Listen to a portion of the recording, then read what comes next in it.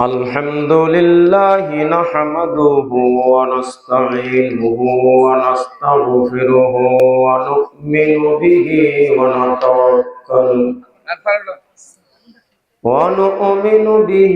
ونتوكل عليه ونعوذ بالله من شرور أنفسنا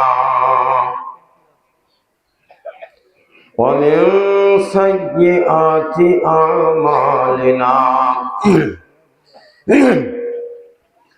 من يهده الله فلا مضل له ومن يضلله فلا هادي له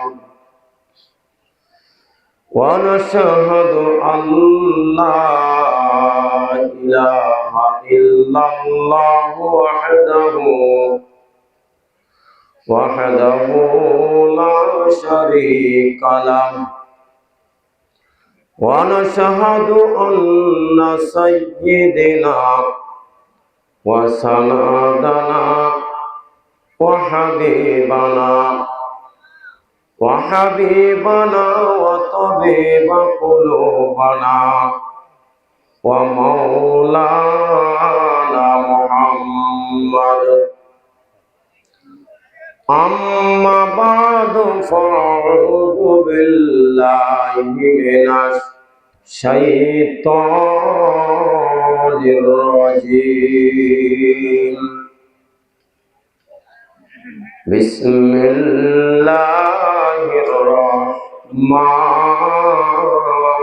الرحيم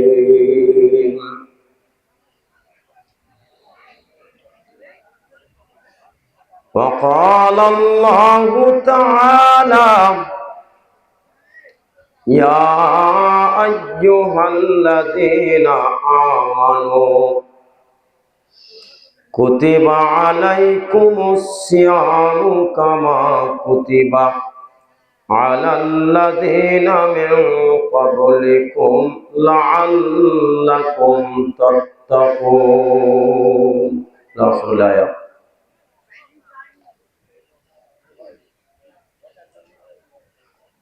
শালগ্রাম কাবিল পীর সাহেব মাজার কমিটি কর্তৃক আয়োজিত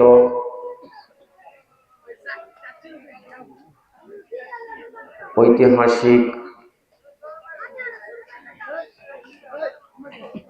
ইসলামী মাহফিলে সম্মানিত সভাপতি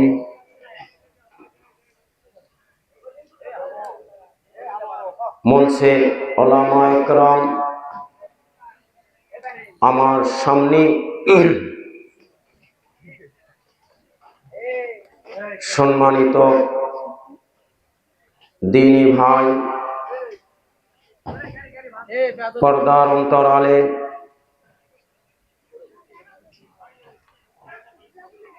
মা ও বোনেরা, সকলের প্রতি আমার সালাম। আসসালামু আলাইকুম ওয়া রাহমাতুল্লাহি ওয়া বারাকাতুহু।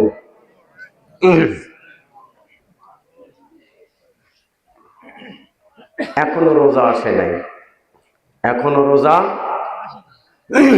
আসে নাই, তবে সালামের জবাবে মনে হচ্ছে রোজা চলে এসছে। সালামের জবাবে যেভাবে আমি পাইলাম, মনে হচ্ছে যে আমার যত শ্রোতা আছে সকলেই কি আছে, সারাদিন রোজা ছিলেন। আসলে কি আপনারা রোজা ছিলেন? আমি তো ছিলাম না। আপনারা রোজা ছিলেন? তো রোজা ছিলেন না তো কণ্ঠে আওয়াজ রোজাদারের মতন কেন? মুসলমানের কণ্ঠ হবে বজ্রকণ্ঠ, মুসলমানের আওয়াজ হবে বজ্রকণ্ঠে আওয়াজ। মুসলমানের আওয়াজে বিশ্বের যত ইহুদি নাসারা আছে সকলের কলিজা থরথর করে কাঁপবে।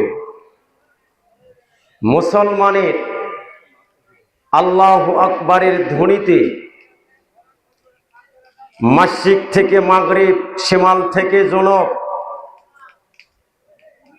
যত ধর্মের লোক আছে তাদের কলিজায় কম্পন কর্ণিয়ালা একটি আওয়াজ, সেইটাই হচ্ছেন আল্লাহর বরত্বর কথা, যেটা আল্লাহু আকবার। এই আওয়াজ যখন মুসলমান কণ্ঠে যখন এই আওয়াজ দিবে, तमाम পৃথিবী সমস্ত ধর্মের মানুষের কলিজা থরথর করে কাঁপবে যে এটা কোন আওয়াজ এসেছে। কি ভাই, এরকম আওয়াজ আমরা কি দিতে পারবো না পারবো না? আপনাদেরকে কিন্তু একটু আওয়াজ দিতে হবে, তার কারণ আপনারাই ওয়াজ করবেন, আপনাদের জবান খুলতে হবে। আপনারা যদি জবান না খোলেন, রোজাদারের মতন একেবারে চুপচাপ থাকেন, তাহলে কিন্তু আলোচনা হবে না, তাহলে আলোচনা হবে না। আমি আপনাদের মুখে আল্লাহর যে বড় এই কথাটা আমি প্রমাণ করে নিব, আমি তাকবীর দিব, আপনারা তার জবাব ইনশাল্লাহ আমাকে শোনায়া দিবেন। এইটা যদি পারেন তাহলে আমি দুটা কথা বলতে পারবো। আপনারা একটু বজ্র কণ্ঠে আপনারা বলবেন লিল্লাহি তাকবীর, লিল্লাহি তাকবীর, লিল্লাহি তাকবীর। আল কোরআনের আলম, আল হাদিসের আলম, আল কোরআনের আলম, আল হাদিসের আলম। লিল্লাহি তাকবীর, লিল্লাহি তাকবীর, লিল্লাহি তাকবীর। বালাগাল উলা বিকামালিহি কাশাফাদ দুজা বিজামালিহি হাসনাত জামিউ খিসালিহি সাল্লু আলাইহি ওয়া আলিহি। ইয়া ইলাহি हमसे खुदा आए परवरदिगार, लुत्फ तयाब के आलम, फजलत या बेशुमार। बलगल उला बिकमालिही कशफद दुजा बिजमालिही हसनत जमीउ खिसालिही सल्लु अलैहि व आलिहि। अल्लाहुम्मा सल्लि अला सय्यदना मौलाना मुहम्मद वाला वाले सय्यदना।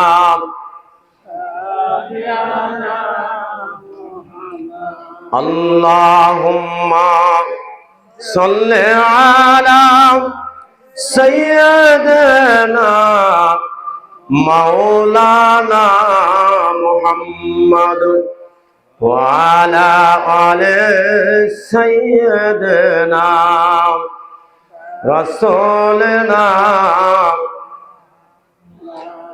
কোথায় রইলেন প্রাণের রাসূল,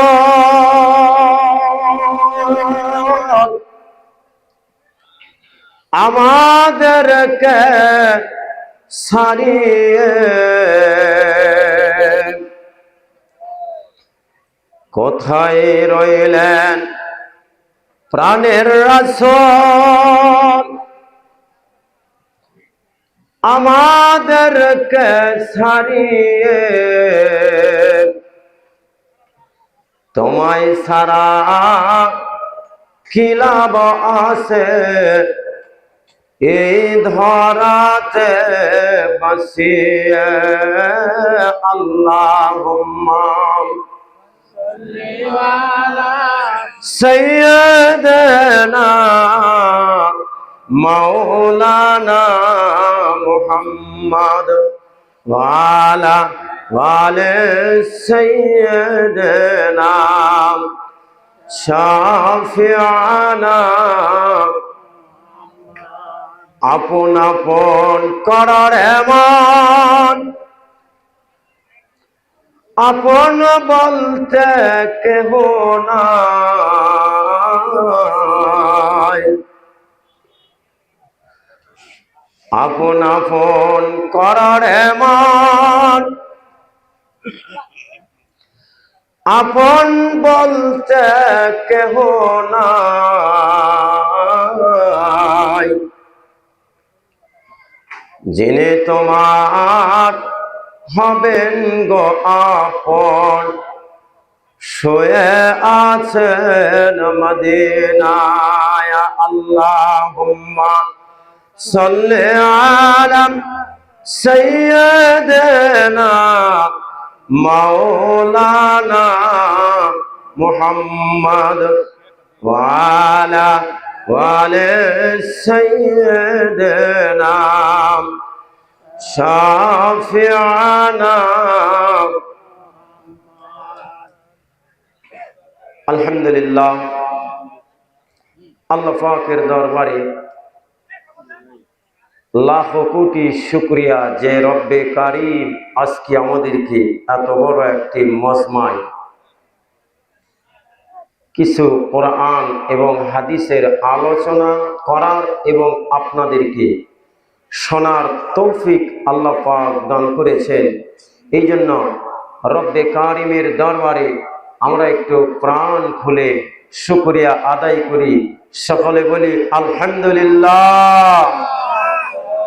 আবার একটু সেই রবের দরবারে আবারও একটু শুকরিয়া করে আবারও বলি আলহামদুলিল্লাহ।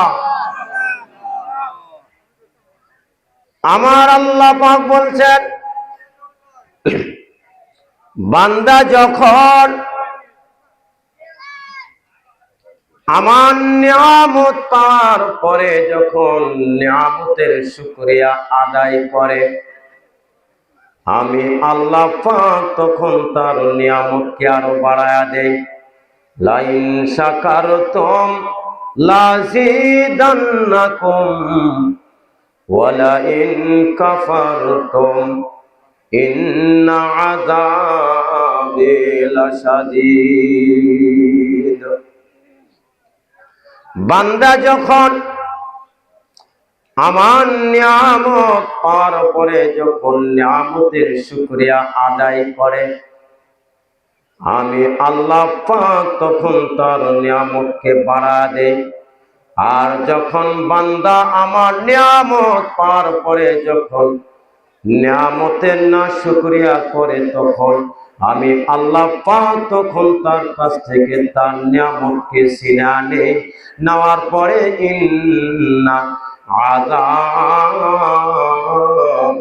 লাশাদীদ, তখন তার কাছে আমি আল্লাহ অনেক মজবুত শক্ত আযাব আমি আল্লাহ পাক পাঠিয়ে দিই, আযাবে গ্রেফতার করি। তাহলে আমরা আল্লাহ পাকের নিয়ামতের শুকরগুজারি বান্দা হতে পারবো না পারবো না? আমাদের মাঝে সবচেয়ে বড় একটি নিয়ামত এসেছে, সেইটা হচ্ছেন আমি যে একটি আয়াতে কারিমা তেলাওয়াত করেছি। আল্লাহ পাক বলছেন, ইয়া আইয়ুহাল্লাযীনা আমানু কুতিবা আলাইকুমুস সিয়ামু কামা কুতিবা আলাল্লাযীনা মিন ক্বাবলিকুম লাআল্লাকুম তাত্তাকুন। আমার আল্লাহ পাক বলছেন যে, ও দুনিয়ার ইমানদার বান্দা, আমি আল্লাহ পাক তোমাদের প্রতি রোজাকে ফরজ করে দিয়েছি। কি ফরজ করে দিয়েছে? রোজা। কামা কুতিবা আলাল্লাযীনা মিন ক্বাবলিকুম লাআল্লাকুম তাত্তাকুন। আমার আল্লাহ পাক বলছেন, যেমন ফরজ করেছিলাম তোমার পূর্ববর্তী পুরুষদের প্রতি, অনুরূপ রোজাকে আমি আল্লাহ পাক তোমাদের প্রতি ফরজ করে দিয়েছি। সম্মানিত ভাইরা আমার, শাবান মাস শেষ, এমন এক সময় আমরা উপস্থিত হয়েছি যে আমাদের সামনে এমন এক মাস এসেছে, যে মাস নিয়ে আমার রাসূল রজবের চাঁদ যখন দেখা দিয়েছিল, দেখা দেওয়ার সঙ্গে সঙ্গে আমার রাসূল তখন থেকে দোয়া পড়া শুরু করে দিয়েছেন যে আল্লাহুম্মা বারিক লানা ফি রজব ওয়া শাবান ওয়া বাল্লিগনা রমাদান।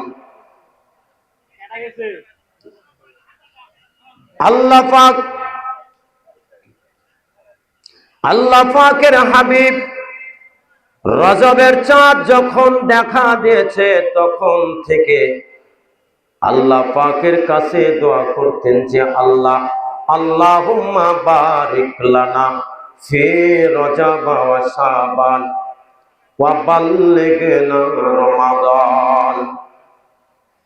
আয় আল্লাহ, রজব এবং শাবান মাসের বরকত আল্লাহ আমাকে আপনি দান করুন, আর রমজান পর্যন্ত আমাকে পৌঁছার তৌফিক দান করে দেন। আমার রাসূল এইরকম ভাবে দোয়া করতেন। আমরা বুঝি ওইরকম দোয়া করতে হবে কিনা? কি আমাদের হবে কিনা? আমাদেরকে রমজান মাস সম্পর্কে সচেতন থাকতে হবে। তার কারণ রমজান মাস আসার আগে আমাদের রমজান সম্পর্কে প্রস্তুতি নিতে হবে। আল্লাহর রাসূল সাল্লাল্লাহু আলাইহি ওয়াসাল্লাম তার পাক জবানে বলেছেন যে রমজান মাস যখন তোমাদের সামনে আসবে, চারটা কাজ বেশি থেকে বেশি তোমরা করবে। চারটা কাজ তোমরা বেশি থেকে বেশি করবে, তাহলে আমার আল্লাহ পাক এই চারটা কাজের বদৌলতে তোমাদেরকে এই রমজান মাস যখন চলে যাবে, যাওয়ার সঙ্গে সঙ্গে আমার আল্লাহ পাক তোমাদের জীবনের সমস্ত গুনাহগুলোকে মাফ করে দেবে। বলে সুবহানাল্লাহ। চারটা কাজ কি বেশি বেশি করব? আমার রাসূল বলছেন, এক নম্বরে তোমরা বেশি থেকে বেশি তোমরা কালেমা পড়বে, লা ইলাহা ইল্লাল্লাহ, ও লা ইলাহা ইল্লাল্লাহ, ও লা ইলাহা ইল্লাল্লাহ, লা ইলাহা ইল্লাল্লাহ, লা ইলাহা ইল্লাল্লাহ, লা ইলাহা ইল্লাল্লাহ। একটু জবান খুলি ভাই। দেখো মাওলা রে কুদরতের খেলা, দেখো মাওলা এই কুদরতের খেলা, বাজে ডঙ্কা কারবালা।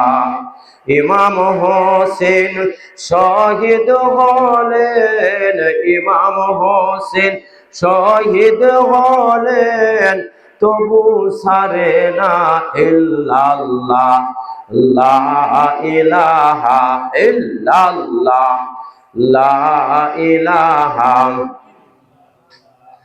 লা ইলাহা ইল্লাল্লাহ, লা ইলাহা ইল্লাল্লাহ, লা ইলাহা ইল্লাল্লাহ, লা ইলাহা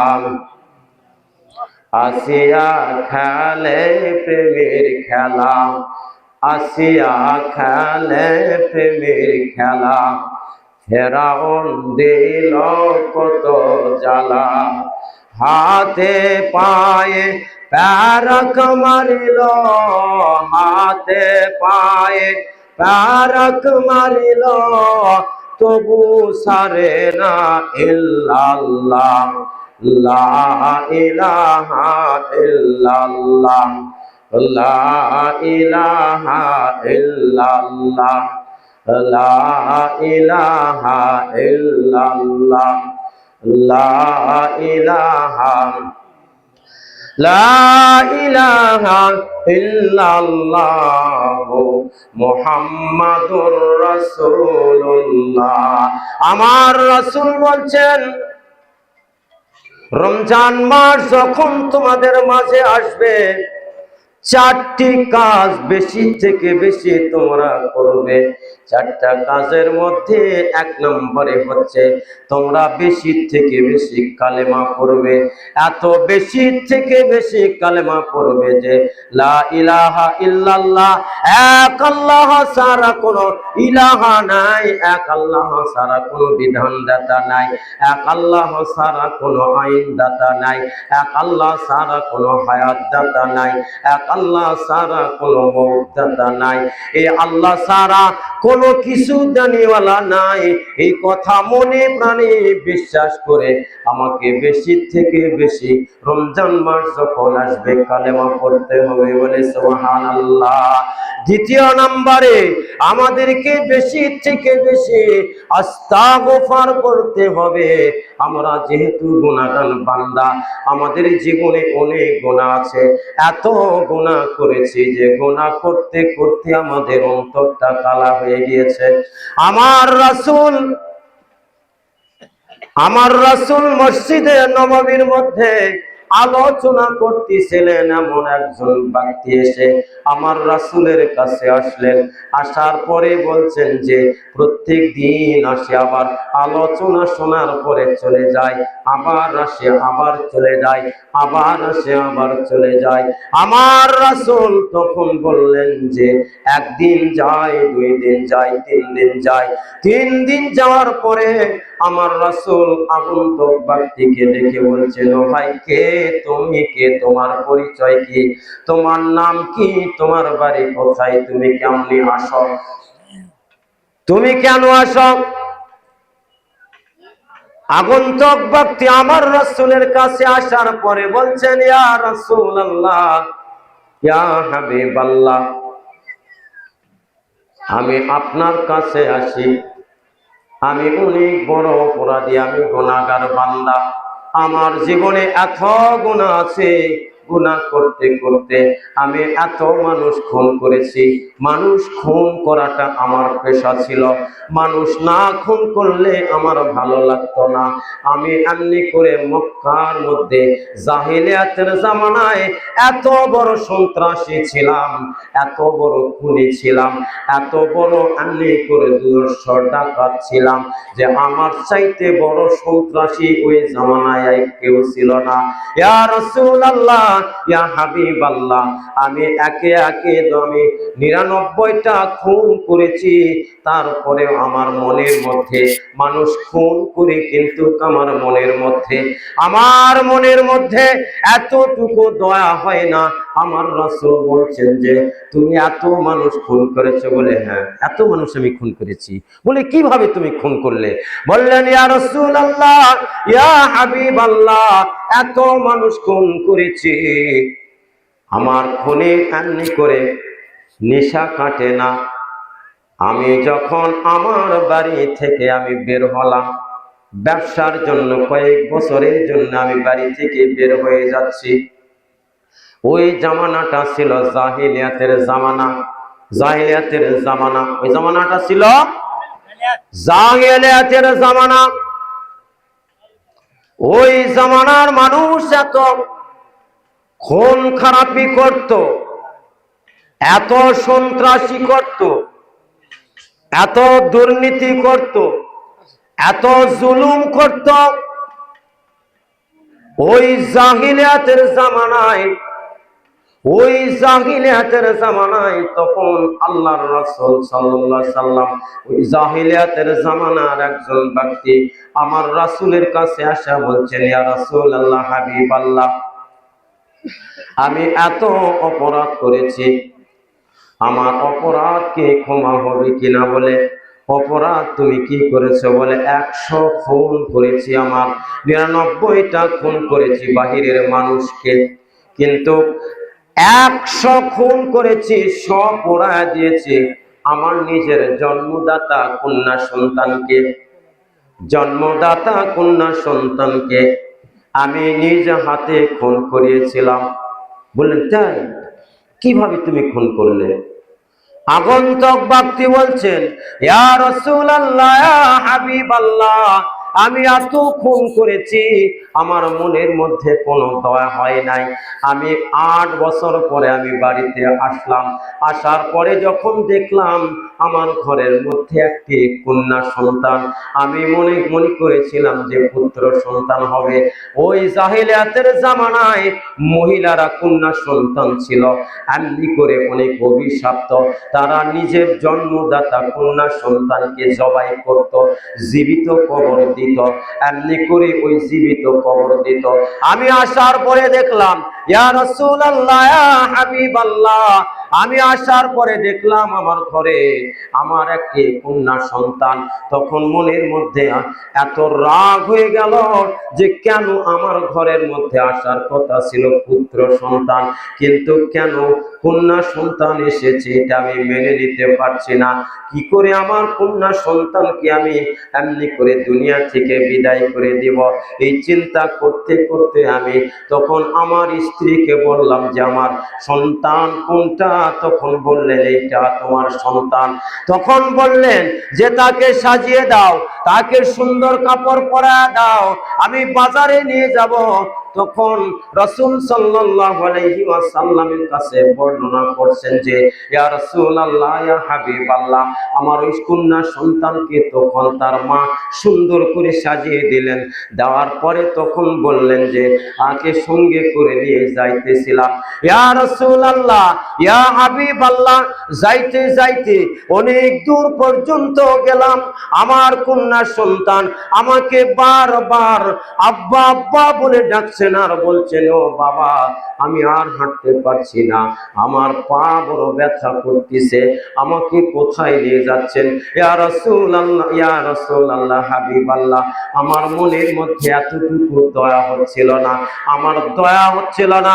তখন আমার ওই কন্যা সন্তানকে নিয়ে যাইতে যাইতে ওই পাহাড়ের প্রদেশে যে দেখলাম একটি গর্ত আছে, ওই গর্তের কাছে নিয়ে গেলাম। যাওয়ার পরে আমার এই কন্যা সন্তান আমাকে বারবার ডেকে বলছেন, ও বাবা, আমি আর হাঁটতে পারছি না, ও বাবা, আমি আপনার মনোভাব বুঝতে পেরেছি, আমার মনে হয় সামনে অনেক বিপদ, ও বাবা, আমাকে আপনি বের করে দেন, আমাকে আপনি ছেড়ে দেন। বলছেন যে না না, আমি তোমাকে ছেড়ে দিতে পারবো না।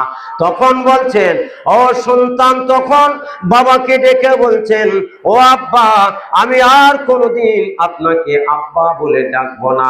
তখন তাকে ধমক দিয়ে আমি বললাম যে খবরদার, খবরদার, আমাকে তুমি আর আব্বা বলে ডাকবে না। তখন কন্যা সন্তানের বোঝার মতন আর কিছু বাকি ছিল না, বোঝার মতো বাকি ছিল না। 8 বছরের বাচ্চা বারবার বলছেন, আব্বা, আপনাকে আমি কখনো বাবা বলে ডাকবো না, আমার মার কাছে আমাকে পৌঁছা দেন। তখন তার সন্তান যতবার ডাকে ততবার আমার রাসূলের কাছে বলছেন, ইয়া রাসূলুল্লাহ, হাবিবাল্লাহ, আমার অন্তরের মধ্যে কোনো দয়া নাই। তখন আমার কন্যা সন্তানকে এমনি করে ধরলাম, অনেক জোরে ধরলাম, আমাকে আব্বা আব্বা বলে চিৎকার দিতেছেন। তখন আমার দিলের মধ্যে কোনো এমনি করে দয়া নাই, কোনো দয়া হইতেছিল না। তখন বললেন, ইয়া রাসূলুল্লাহ, ইয়া হাবিবাল্লাহ, তখন আমার ওই কন্যা সন্তানকে তখন নিয়ে গেলাম। যাওয়ার পরে আমার ওই কন্যা সন্তানকে কূপের উপরে নিয়ে গেলাম। আমার কন্যা সন্তান অনেক ছটফট করছে আর বলছেন যে আব্বা আমাকে আর এমনি করে কূপের ভিতরে ছেড়ে দেন না, আমাকে অনেক ব্যথা লাগবে। তখন বলছেন ইয়া রাসূলুল্লাহ, ইয়া হাবিবাল্লাহ, আমার অন্তরের মধ্যে কোনো দয়া নাই। তার কথা শুনে আমার রাসূল চোখ দিয়ে দর দর করে পানি পড়ছেন আর বলছেন ও আগন্তুক ব্যক্তি, তারপরে তোমার দিলের মধ্যে কি দয়া নাই? বলেন না, দয়া হইতেছিল না। তখন আমার ওই সন্তানকে ওই কূপের উপরে ধরলাম, ধরার পরে যখন ছেড়ে দিলাম, ওই কন্যা সন্তান কূপের নিচে যখন পড়ে গেলেন, পড়ার পরে আব্বা আব্বা বলে চিৎকার দিতেছেন আর বলছেন আব্বা কূপের ভিতর থেকে আমাকে উঠান, অনেক কষ্ট পাইতেছি, কূপের মধ্যে অনেক বড় বড় সাপ আমার পায়ে লেগেছে, আমার পায়ের হাড় ভেঙে গিয়েছে, আমাকে বিচ্ছু কামড় দিতেছে, ও আব্বা আমাকে কূপের ভিতর থেকে উঠান। আমার রাসূল এই কথা শোনার পরে চোখ দিয়ে দর দর করে পানি পড়ছেন, চোখ দিয়ে দর দর করে পানি পড়ছেন। আগন্তুক ব্যক্তি বলছেন যে ইয়া রাসূলুল্লাহ, তবু আমার কলিজার মধ্যে এতটুকু দয়া হইতেছে না। ইয়া রাসূলুল্লাহ, ইয়া হাবিবাল্লাহ, আমি তখন দয়া নাই, দেখলাম আমার মাথার মধ্যে শুধু নিশা আর নিশা, কেমনি করে আমার এই মেয়েটাকে আমি দুনিয়া থেকে বিদায় করে দিব? দরুদ করে আল্লাহুম্মা সাল্লি আলা সাইয়্যিদিনা মাওলানা মুহাম্মদ ওয়া আলা আলি সাইয়্যিদিনা রাসূলনা মুহাম্মদ। আল্লাহুম্মা সাল্লি আলা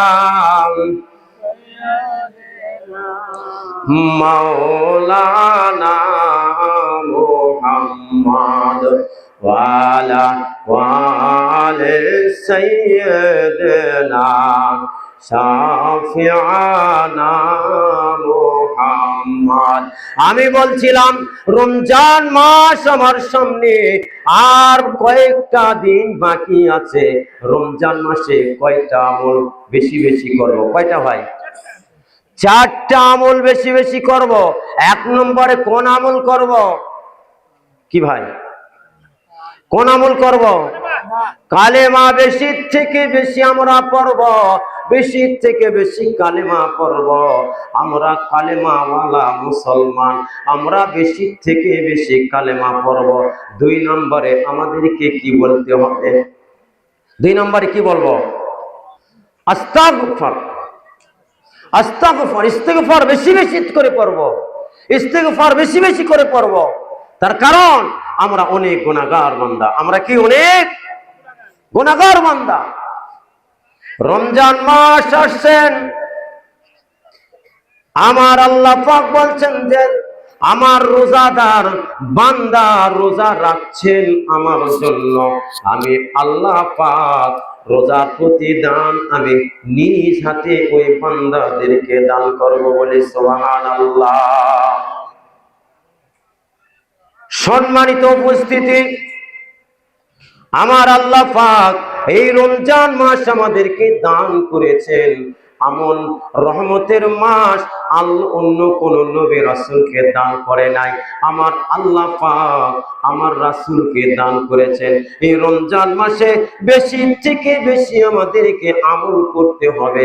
1 নম্বরে কালেমা পড়তে হবে, 2 নম্বরে ইস্তিগফার করতে হবে, 3 নম্বরে আমাকে কি করতে হবে? জাহান্নাম থেকে আমাকে বাঁচার জন্য আল্লাহ পাকের কাছে দোয়া করতে হবে।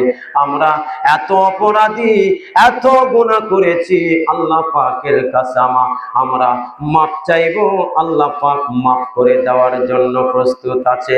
বান্দা যখন আল্লাহ পাকের কাছে চায়, আল্লাহ পাক এত খুশি হয়ে যায়। বান্দা হয়ে বান্দার কাছে চাইলে বান্দা নারাজ হয়।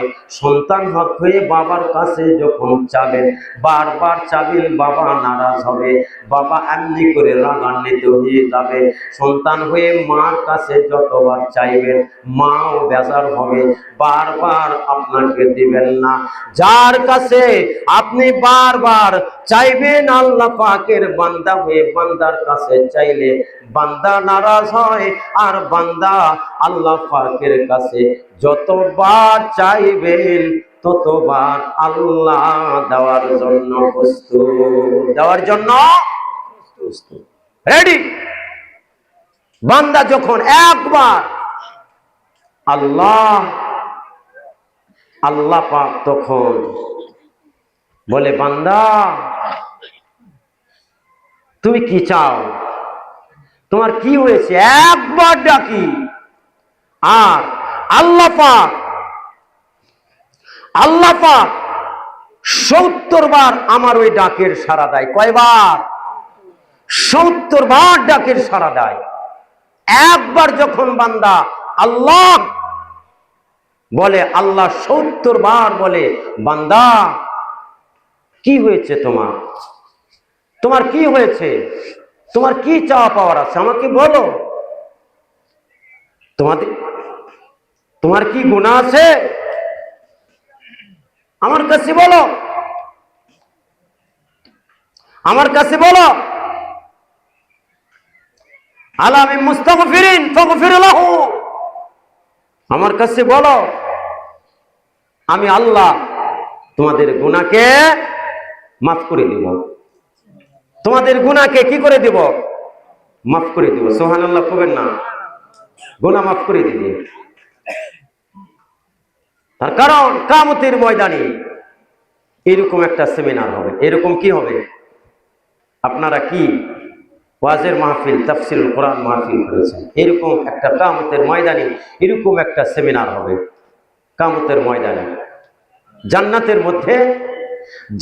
মধ্যে এরকম একটি জনসভা হবে।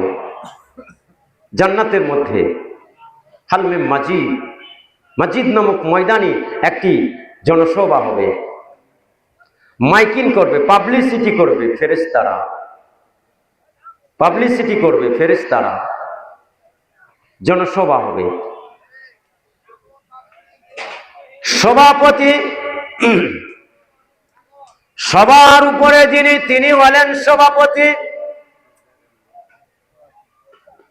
যিনি হবেন সভাপতি ওই কিয়ামতের ময়দানে যেদিন এমনি করে জান্নাতের মধ্যে যখন বান্দারা চলে যাবে, ওই দিন আমার আল্লাহ পাক এইরকম একটা সেমিনারের আয়োজন করবেন, জনসভার আয়োজন করবেন।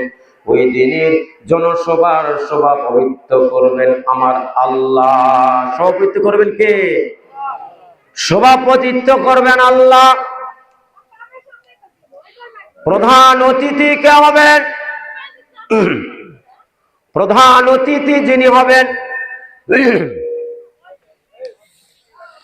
যিনি প্রধান অতিথি হবেন, যিনাকে সৃষ্টি না করলে আল্লাহ পাক আসমান তৈরি করতেন না, জমিন তৈরি করতেন না,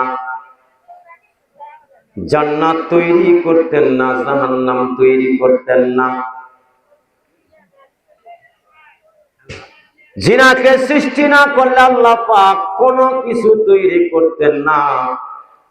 যত আসমান তৈরি করেছেন, সমস্ত আসমান গুলো তার জন্যই তৈরি করেছেন।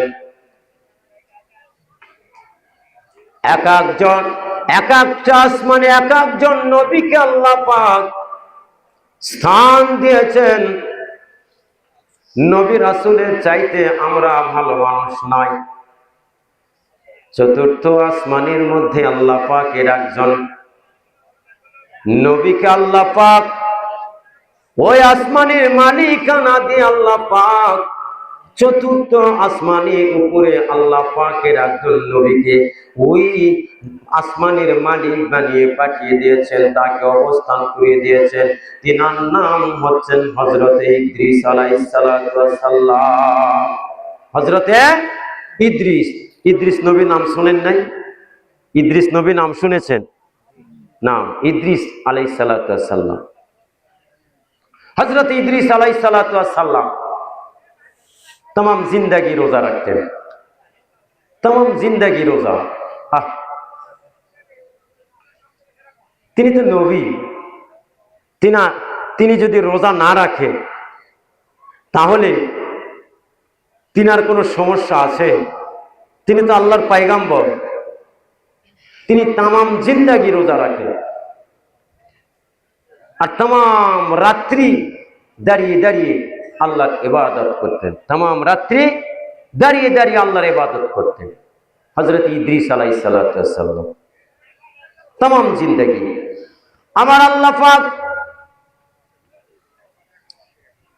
ইদ্রিস নবীর উপরে এত খুশি হয়ে গেলেন, ফেরেশতাদেরকে ডেকে বলছেন, ও ফেরেশতারা দেখো দেখো আমার নবী, তার তো কোনো গুনাহ নাই, তারপরে তিনি तमाम जिंदगी রোজা রাখে আমার ভয়ে, আমার ভয়ে तमाम जिंदगी রোজা রাখে আর तमाम রাত্রি ভর আমার ইবাদত করে। ও ফেরেশতা, আমি আল্লাহ পাক ওর উপরে রাজি হয়ে গিয়েছি। আমার আল্লাহ পাক যখন কোন বান্দার উপরে রাজি হয়ে যায়, সঙ্গে সঙ্গে ফেরেশতারা আসমানের উপরে ঘোষণা করতে থাকে, ও ফেরেশতারা, ও ফেরেশতারা, আল্লাহ পাক ওই শালগ্রামের অমুক ব্যক্তির উপরে রাজি হয়ে গিয়েছে, রাজি হয়েছে, ওর উপরে খুশি হয়েছেন। ও ফেরেশতারা, তোমরাও খুশি হয়ে যাও, রাজি খুশি হয়ে যাও। সমস্ত আসমানের ফেরেশতাদেরকে তখন বলতে থাকে, ও ফেরেশতারা, ও ফেরেশতারা, আমার আল্লাহ পাক অমুক ব্যক্তির উপরে রাজি খুশি হয়েছেন, তোমরাও রাজি খুশি হয়ে যাও। ফেরেশতারা রাজি খুশি হয়ে গিয়েছেন। এবার আসমান থেকে ফেরেশতারা জমিনে আসবেন, জমিনে আসার পরে জমিনে আনাসে কানাসে আর দৌড়াইতে থাকেন আর বলতে থাকেন, ও দুনিয়াবাসী, তোমরা এমনি করে জানো না, তোমরা জানো না আমার আল্লাহ পাক অমুক ব্যক্তির উপরে রাজি খুশি হয়েছেন, তোমরাও রাজি হয়ে যাও, তোমরাও খুশি হয়ে যাও। আমার আল্লাহ পাক তার উপরে রাজি খুশি হয়েছেন বলে সুবহানাল্লাহ। দুনিয়ার মানুষ বেজার থাকলে কোনো আসে যায় না, কোনো আসে যায় না। আল্লাহ পাক যদি রাজি খুশি হয়ে যায় তাহলে দুনিয়ার तमाम মানুষ যদি তার বিরোধিতা করে, তার শত্রুতা করে, তার এক তিল পরিমাণ এমনি করে ক্ষতি করতে পারবে না। আর আল্লাহ পাক যদি নারাজ হয়ে যায় আর तमाम দুনিয়ার মানুষ যদি তার উপরে খুশি হয়ে যায়, তাহলে খুশি হয়ে যাওয়ার পরেও এক তিল পরিমাণ তার উপরে এমনি করে কি উপকার করতে পারবে না। আল্লাহ বেজার, আল্লাহ কি বেজার। আমার আল্লাহ খুশি হয়েছেন কোন নবীর উপরে? কোন নবীর উপরে? ইদ্রিস নবীর উপরে। ইদ্রিস নবীর উপরে খুশি হয়েছেন। এবার ইদ্রিস নবীকে দেখার জন্য একজন ফেরেশতা, কয়জন ফেরেশতা? মুকাররর 4 জন ফেরেশতা আল্লাহ পাক বানিয়েছেন। বরাবর কয়জন ফেরেশতা? 4 জন ফেরেশতা মানুষের জান কবজ করে। এই ফেরেশতার নাম কি? এই ফেরেশতার নাম কি? আজরাইল। এই ফেরেশতার নাম হলো আজরাইল। এ গরিব দেখে না, ফকির দেখে না, এমপি দেখে না, মন্ত্রী দেখে না, এ মিনিস্টার দেখবে না, কোনো কিছুই দেখবে না। যার হুকুম হয়ে যাবে তার কাছে হাজির, তার কাছে হাজির। আল্লাহ পাককে ডেকে বলছেন, আয় আল্লাহ, আপনার এত বড় একজন নবী, তার সঙ্গে আমি একটু সাক্ষাৎ করবো, আল্লাহ আপনি একটু অনুমতি দেন, তাহলে ওই নবীর সঙ্গে আমি একটু সাক্ষাৎ করব। আল্লাহ পাক বললেন যে আজরাইল, তুমি আমার নবীর সঙ্গে সাক্ষাৎ করবে? আজরাইলকে দেখলেই তো সবাই ভয় পায়। সবাই কি পায়? ভয় পায়। তো তুমি ওই নবীর কাছে যাবে? বলে আল্লাহ আমি তো জান কবজ করতে যাচ্ছি না, আমি তার সঙ্গে একটু দুস্তালি বানাবো, একটু বন্ধুত্বালি বানাবো, আল্লাহ আমাকে একটু অনুমতি দেন। বলেন ঠিক আছে যাও। আসছেন ইদ্রিস নবীর কাছে। ইদ্রিস নবীর কাছে রাতের বেলা আসছেন। আসার পরে দরজায় এমনি করে লক করেছেন, ভিতর থেকে আওয়াজ আসতেছেন, কে কে এত রাত্রে দরজায় লক করে? ইদ্রিস নবী তো ঘুমাই নাই। ঘুমাইছে? ঘুমাই নাই। ইদ্রিস নবী ঘুমাই নাই, জাগিয়ে আছে। বলে কে? বলে আমি আজরাইল। আমি আজরাইল। কি ভাই, যখন বলে আমি আজরাইল, তার ভিতরে আর স্বাভাবিক থাকতে পারে? স্বাভাবিক থাকতে পারে না। আজরাইলের কথা শুনলে স্বাভাবিক থাকা সম্ভব নয়। তার কারণ ভিতর থেকে আওয়াজ আসছেন, কে? বলে আমি আজরাইল।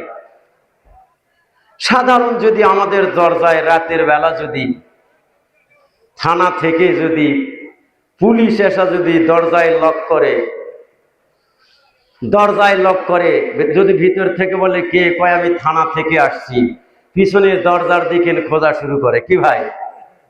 হ্যাঁ, পিছনের দরজার দিকে খোঁজা শুরু করে দেয়। পুলিশের ভয়। একসময় আমিও এরকম ভয় অনেক করেছি। পুলিশের ভয়, পুলিশের ভয়। এশার জামাত শুরু করব, এমন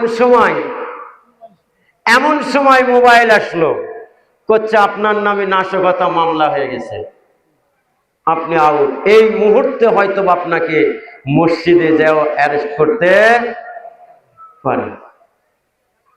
আমার মুসল্লিরা বললেন যে হুজুর, জামাত যদি পরেও আপনি একা পড়লে পড়েন, আমরা যেভাবে হোক নামাজ আদায় করতেছি, আপনি আউট হন। তার কারণ পুলিশে যদি ধরে তাহলে আর কিন্তু জামিন খারি হবে না, অনেক দেরিতে হয়ে যাবে, জামিন হবে না।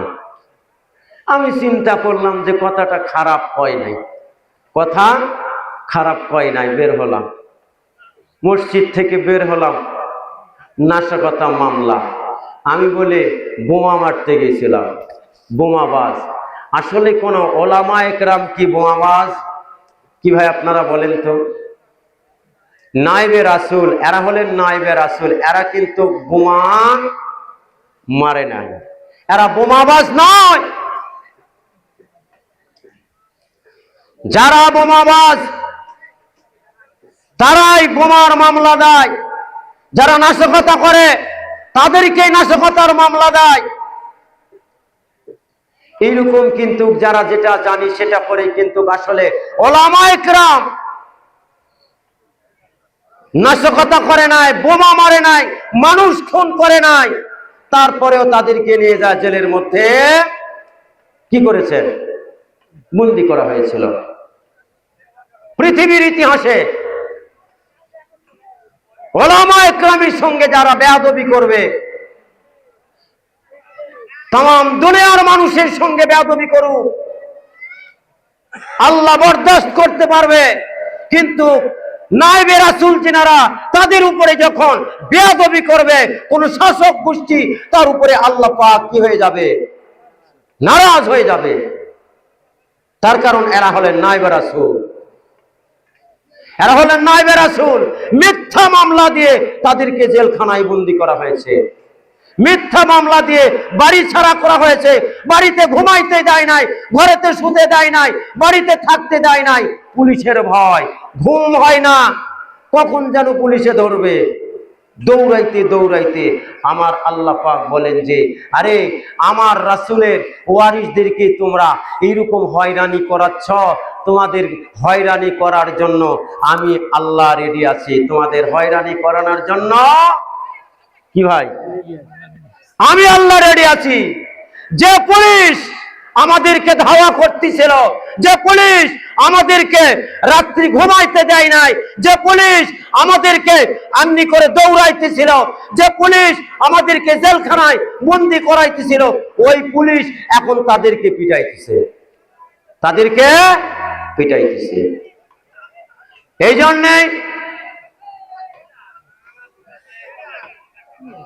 জন্যেই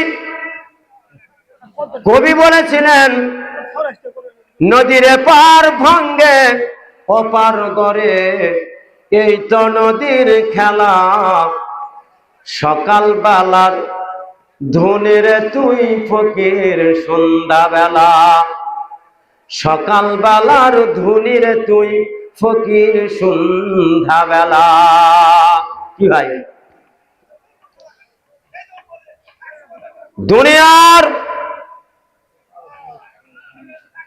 দুনিয়ার রাজনীতিবিদদের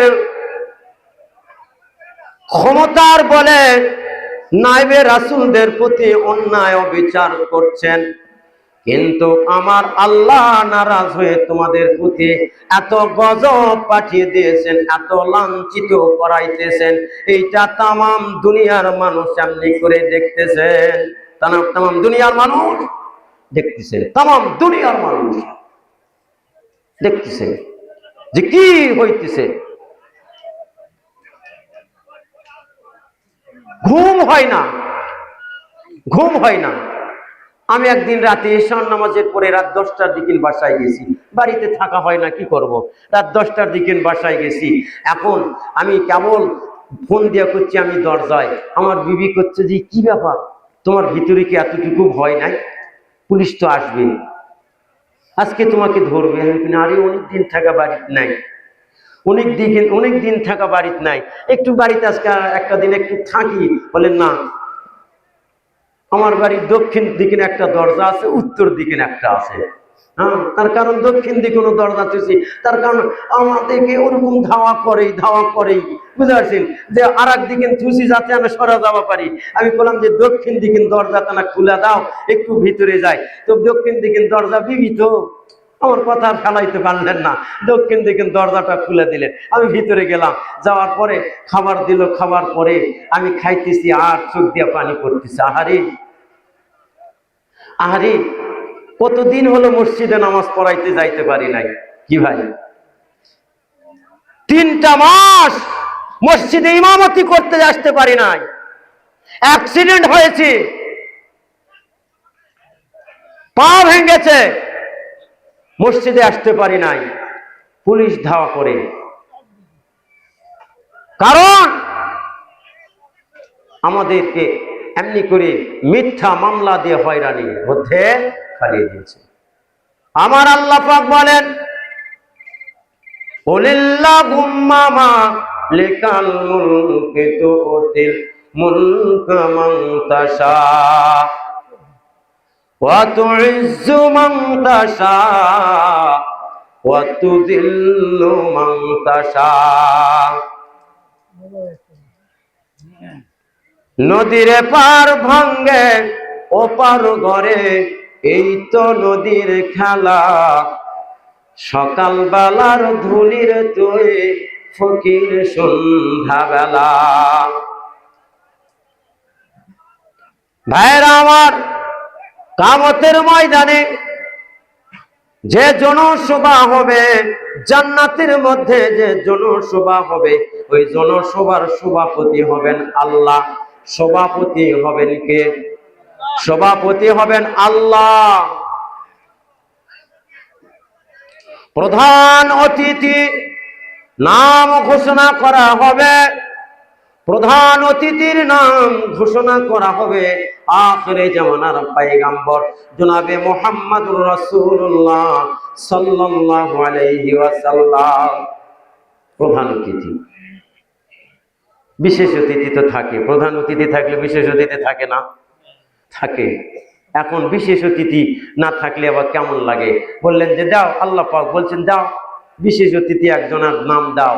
বললেন আল্লাহ কার নাম আমরা পাবলিসিটি করব? বললেন যে দাও আমার দাউদ নবীকে তোমরা ঘোষণা করে দাও। দাউদ নবীকে, দাউদ নবী নাম শোনেন নাই?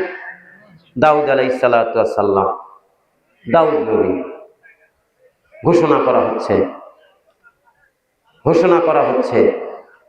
সেমিনার হবে জান্নাতের মধ্যে, সমস্ত জান্নাতবাসী ওই ময়দানে উপস্থিত হবেন। সমস্ত জান্নাতবাসী ওই ময়দানে উপস্থিত হবেন। সমস্ত জান্নাতবাসী ওই ময়দানে উপস্থিত হবে। ওই ময়দানে বিশেষ অতিথি যিনি হবেন তিনি হচ্ছেন দাউদ আলাইহিস সালাতু ওয়াস সালাম। দাউদ আলাইহিস সালাতু ওয়াস সালামকে আল্লাহ পাক এত মধুর কণ্ঠ দান করেছিলেন যে এত সুন্দর কণ্ঠ কোন নবীকে আল্লাহ পাক দেয় নাই। দাউদ নবীকে আল্লাহ পাক কোন কিতাব দিয়েছিলেন? কি ভাই, কোন কিতাব দিয়েছিলেন? হ্যাঁ, জাবুর। কোন কিতাব দিয়েছিলেন? জাবুর কিতাব দিয়েছিলেন। দাউদ আলাইহিস সালাতু ওয়াস সালাম যখন জাবুর কিতাব তেলাওয়াত করতেন তখন জাবুর কিতাব শোনার জন্য সমস্ত মাখলুক এমনি করে ভিড় জমাইতেছিল। আকাশের সমস্ত পাখিরা এমনি করে ডানা মেলে সকলে স্তব্ধ হয়ে দাঁড়িয়ে থাকতেন। আর সমুদ্রের মাছ পর্যন্ত দাউদ নবীর কণ্ঠে তেলাওয়াত শোনার জন্য হাজির হয়ে যেত। দাউদ আলাইহিস সালাতু ওয়াস সালাম যখন জাবুর কিতাব তেলাওয়াত করেন সমুদ্রের মাছ পর্যন্ত সমুদ্রের কিনারা এসে তাক লাগিয়ে থাকতো কিতাব শুনবে। এত সুন্দর মধুর কণ্ঠে কিতাব, সুন্দর মধুর কণ্ঠ। সমস্ত মাছ আসে, সমস্ত মাছ আসছে তেলাওয়াত শোনার জন্য। এমন সময় ওই মহল্লার মধ্যে ধাওয়ার পরিমাণটা অনেক বেশি ছিল। ধাওয়ার কাজ কি? মাছ ধরা। ধাওয়ার কাজ মাছ ধরা। এই ধাওয়ারা তখন মাছ দেখা ঠিক থাকতে পারে না। দাউদ আলাইহিস সালাতু ওয়াস সালাম বললেন ভাইরা আমার, আপনারা অন্য সময় মাছ ধরেন, আপত্তি নাই, তবে আল্লাহর কিতাব যখন তেলাওয়াত হয়, এই কিতাব যখন যারা শুনতে আসে, এই কিতাব যখন তেলাওয়াত হয়, যারা শুনতে আসে যত প্রাণী, এই প্রাণীগুলোকে তোমরা যেন স্বীকার করিও না। তার কারণ আল্লাহ মেহমান হয়ে যায় তখন। আপনারা আসছেন কার মেহমান? আল্লাহর মেহমান। আপনারা আল্লাহর মেহমান, আল্লাহর মেহমান। দাউদ আলাইহিস সালাতু ওয়াস সালাম বললেন কেউ মাছ ধরবেন না। রাতের বেলা তেলাওয়াত করতেছেন, জেলের আশা এমনি করে আল্লাহ সামলাইতে পারলেন না মাছ ধরার জন্য। মাছ ধরার জন্য নদীতে নেমে পড়েছেন, বড় বড় মাছ তারা ধরেছেন। ধরে নিয়ে যাওয়ার পরে বাড়িতে গিয়েছেন, যাওয়ার পরে সেটাকে জবাই করেছেন। এই মাছগুলো আল্লাহ পাকের কাছে ফরিয়াদ করছেন যে আয় আল্লাহ, আমরা আপনার কিতাব শুনতেছিলাম, ওয়াইদা কুরআন কুরআন ফাসতামিউ লাহু ওয়া আনসিতু। আয় আল্লাহ, আপনার কিতাব তেলাওয়াত হইতেছিলেন, আমরা শুনতেছিলাম। আপনার বান্দারা আমাদের উপরে জুলুম করেছে, আমাদেরকে ধরে নিয়ে এসেছে, জবাই করেছে, ভুনা করেছে, তারা খেয়েছে। আয় আল্লাহ, এদের বিচার আপনি করুন। আল্লাহ পাক তখন বলে দিলেন ও ধাওয়ার বাচ্চারা, আমার নবী তো তোমাদেরকে নিষেধ করেছিলেন, কিন্তু নিষেধ তোমরা শোনো নাই। না শোনার কারণেই তোমরা মাছ ধরেছ। এইটা আল্লাহ পাকের সীমা লঙ্ঘন করেছ। এই সীমা লঙ্ঘন যারা করে তাদের উপরে আল্লাহর গজব চলে আসে।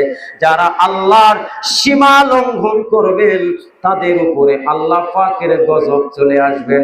আল্লাহ পাকের গজব চলে আসবেন। সীমা লঙ্ঘন করেছেন, আল্লাহ পাকের গজব চলে আসছেন। ইন্না আযাবি লাশাদীদ, মজবুত শক্ত আযাব চলে আসবে, চলে আসবে। এবার যত ধাওয়া মাছ ধরেছেন, সকাল হয়েছে দরজা খোলে না। আর স্বাভাবিক মানুষ তারা নাই, স্বাভাবিক মানুষ নাই। রাতের বেলা এমনি করে যারা মাছ ধরেছে, বিবিরা মাছ জবাই করেছে, কুটেছে, এমনি করে রান্না করেছে। রান্না করার কারণে সকলের প্রতি যারা খেয়েছে, সকলের প্রতি আল্লাহ পাকের লানত এসেছে। সীমা লঙ্ঘন করেছে, তারা আর স্বাভাবিক মানুষ নাই, তারা বানরে পরিণত হয়েছে। বলে নাউজুবিল্লাহ, বানরে পরিণত হয়েছে, তারা বানরে পরিণত হয়েছে। কিয়ামতের ময়দানে এবার বিশেষ অতিথি যখন নাম ঘোষণা হয়েছেন, ওই ময়দানে আল্লাহ পাক যখন সমস্ত মানুষ যখন ময়দানে উপস্থিত হয়েছেন, এমন সময় আমার আল্লাহ সভাপতির আসনে বসেছেন, আর প্রধান অতিথি এসেছেন, বিশেষ অতিথি। এবার তার নাম ঘোষণা করা হয়েছেন, বিশেষ অতিথি আসছেন। আসার পরে সমস্ত হাসরবাসীকে, ওই জান্নাতের মধ্যে যারা ওই জনসভার মধ্যে এসেছেন, আমার আল্লাহ পাক ডেকে বলছেন যে, ও দাউদ নবী গো, ও দাউদ নবী, তোমাকে আমি আল্লাহ পাক সুন্দর একটি কণ্ঠ দিয়েছিলাম, সমস্ত মাখলুক তোমার কণ্ঠের তেলাওয়াত শুনত। আজকে জান্নাতের মধ্যে এই যত জনসভার মধ্যে যত ব্যক্তি উপস্থিত আছে, তুমি একটু আমার দেওয়া কিতাব কোরআন তুমি একটু তেলাওয়াত করে শোনায়া দাও। দাউদ নবী কয় যে, আল্লাহ, ও আল্লাহ, আমার সময় তো কোরআন ছিল না, আমার তো জাবুর কিতাব ছিল, আপনি কোরআন তেলাওয়াতের জন্য বলছেন? আমি তো কোরআন পড়তে জানি না, আমার তো আপনি দিয়েছিলেন জাবুর কিতাব, জাবুর কিতাব দিয়েছেন, আমি তো তেলাওয়াত পারি না। আমার আল্লাহ পাক ডেকে বলছেন, ও জিবরিল,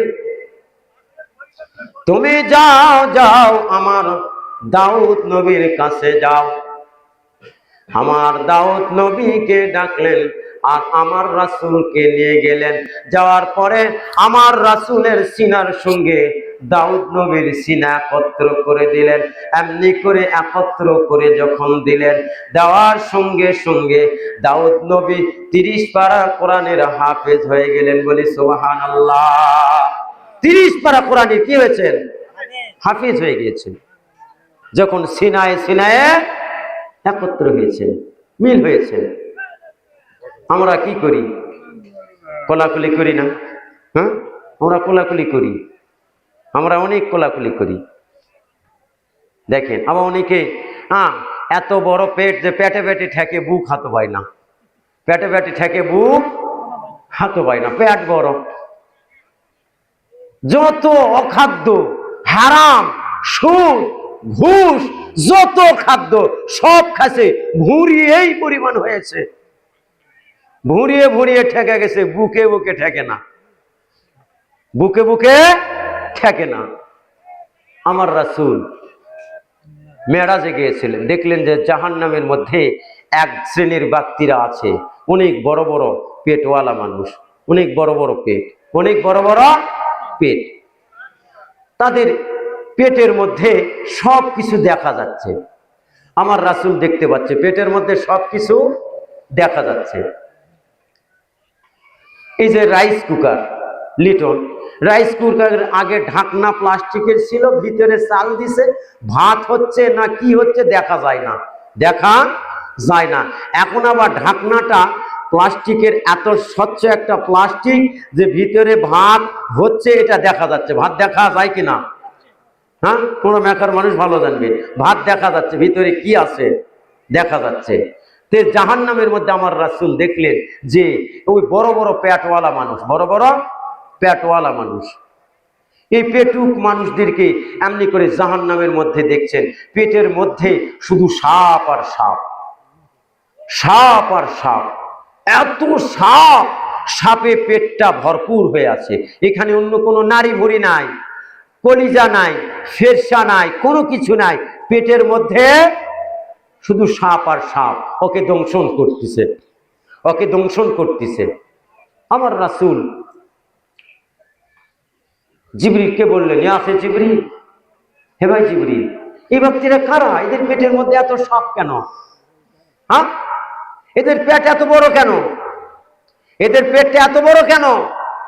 আমি দেখেছিলাম দুনিয়ার মধ্যে যারা সুদারু তার পেট বড়, যারা ঘুষ খায় তাদের পেট বড়, টাকা দেয়া টাকার বাচ্চা বার করে তাদের পেট বড় দেখতেছিলাম। কিন্তু আজকে জাহান্নামের মধ্যে এত বড় বড় পেটওয়ালা মানুষ, এই পেটের মধ্যে খালি সাপ আর সাপ। এরা কে? এরা কে? হে ভাই জিবরিল বললেন, ইয়া রাসূলুল্লাহ, আমি আপনাকে বলছি। বললেন, বলো। জিবরিল ফেরেশতা বলছেন,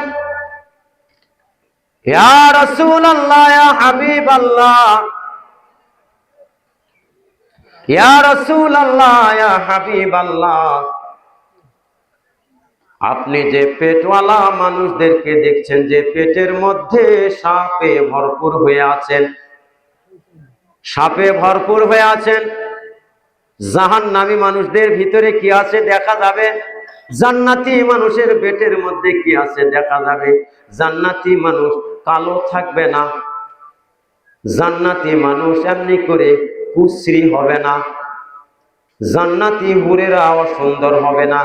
এমনি করে জান্নাতি হুর আল্লাহ পাক এত সুন্দর করে তৈরি করবেন, যত পর্দা কাপড় দিয়ে তাদেরকে ঢেকে রাখবে, তারপরেও তাদের ভিতরে শরীরটা এমনি করে দেখা যাবে, শরীরটা দেখা যাবে। তাই বলে দুনিয়াতে ওই রকম আবার ওই রকম শুরু করে দিছে, যত পাতলা কাপড় যে মহিলারা পরবে তত তার ফ্যাশন বাড়বে, যত পাতলা কাপড় পরবে তত ওই মহিলার কি বাড়বে, ফ্যাশন বাড়বে। করছে পাতলা আছে কিছু, দোকানদারকে যা বলছেন যে পাতলা কাপড় কি আছে সেইটা দাও, তাছাড়া ওর ফ্যাশন বাড়তি হচ্ছে না, বাড়ে না পাতলা কাপড়। হ্যাঁ, ওর শরীর দুনিয়াতে দেখাচ্ছে, পাতলা কাপড় পরা দুনিয়াতে শরীর দেখাচ্ছে। আর জান্নাতের মধ্যে হুরদের শরীর দেখাবে জান্নাতি মানুষদেরকে। আর এই করছে আমি তো জান্নাতে যাবই না, আরে কোনোদিন এই জান্নাতে যাইতে পারবে না, এ তো হলো বেপরদা মহিলা, এর জন্য জাহান্নাম দাউ দাউ করে জ্বলছে। এ দুনিয়ার এমনি করে তার শরীরটা পর পুরুষকে দেখাইতেছে, তার শরীরটা পর পুরুষের সঙ্গে এমনি করে বিলিয়ে দিতেছে, ওর জন্য জাহান্নাম হারাম হারাম। এ যত বড়ই এমনি করে প্রভাবশালী, এ যত বড়ই নামাজিওয়ালা মহিলা হয় না কেন, বেপরদায় যদি বাইরে চলাফেরা করে, এর জন্য কখনো জান্নাত আসবে না, কখনোই জান্নাত আসবে না। এবার আমার রাসূল দেখলেন বড় বড় পেটওয়ালা মানুষ তখন জাহান্নামের মধ্যে আছে। জিবরিলকে বলছেন, ও জিবরিল, এই পেটওয়ালা মানুষগুলোকে। জিবরিল তখন বলছেন, ইয়া রাসূলুল্লাহ, ইয়া হাবিবাল্লাহ, এই পেটওয়ালা মানুষ দুনিয়াতে যারা সুদখোর ছিল, দুনিয়াতে যারা সুদখোর ছিল, সুদকে কি করেছেন আল্লাহ পাক? সুদ কি করে দেন? হারাম করেছেন। সুদকে কি করে দিয়েছেন? হারাম করেছেন। ব্যবসাকে হালাল করে দিয়েছেন। ব্যবসা হালাল, আর সুদ হারাম। আজকে আমরা সুদের পিছনে দৌড়াইতেছি, সুদের পিছনে দৌড়াইতেছি। ভাইরা আমার, হযরতে জিবরিল আলাইহিস সালাতু ওয়াস সালাম আমার রাসূলকে দেখা দিলেন যে যারা দুনিয়ার মধ্যে সুদ খাইতো, যারা হারাম খাইতো, যারা ঘুষ খাইতো, যারা টেবিলের নিচ দেয়া টাকা নিত, এমনি করে তাদের জন্য আল্লাহ পাক এই জাহান্নাম, তাদের পেটটা এমনি করে ভরপুর করে দিয়েছেন ওই জাহান্নামী সাপ দিয়ে। ইয়া রাসূলুল্লাহ, এই সাপগুলো আপনি দেখতে পান? এই সাপগুলো দেখতে পাচ্ছেন? এটা সুদের টাকার সাপ। কিসের টাকা? সুদের টাকার সাপ। সুদ, আমরা সেখান থেকে দূরে সরে থাকব। হযরতে আজরাইল আলাইহিস সালাতু ওয়াস সালাম আল্লাহ পাককে ডেকে বলছেন, আল্লাহ, আমি ইদ্রিস নবীর সঙ্গে আমি একটু বন্ধুত্বালি করতে চাই। আমার আল্লাহ বললেন যে, ও আজরাইল, তোমার সঙ্গে কি বন্ধুত্বালি করবে কিনা? তিনি তো নবী মানুষ, তুমি গেলেই কি তোমাকে বন্ধু বলে মেনে নেবে? বলে, আল্লাহ দেখো, এত বড় একজন সুনামধন্য মানুষ, তার সঙ্গে আমি বন্ধুত্বালি বানাইতে চাই।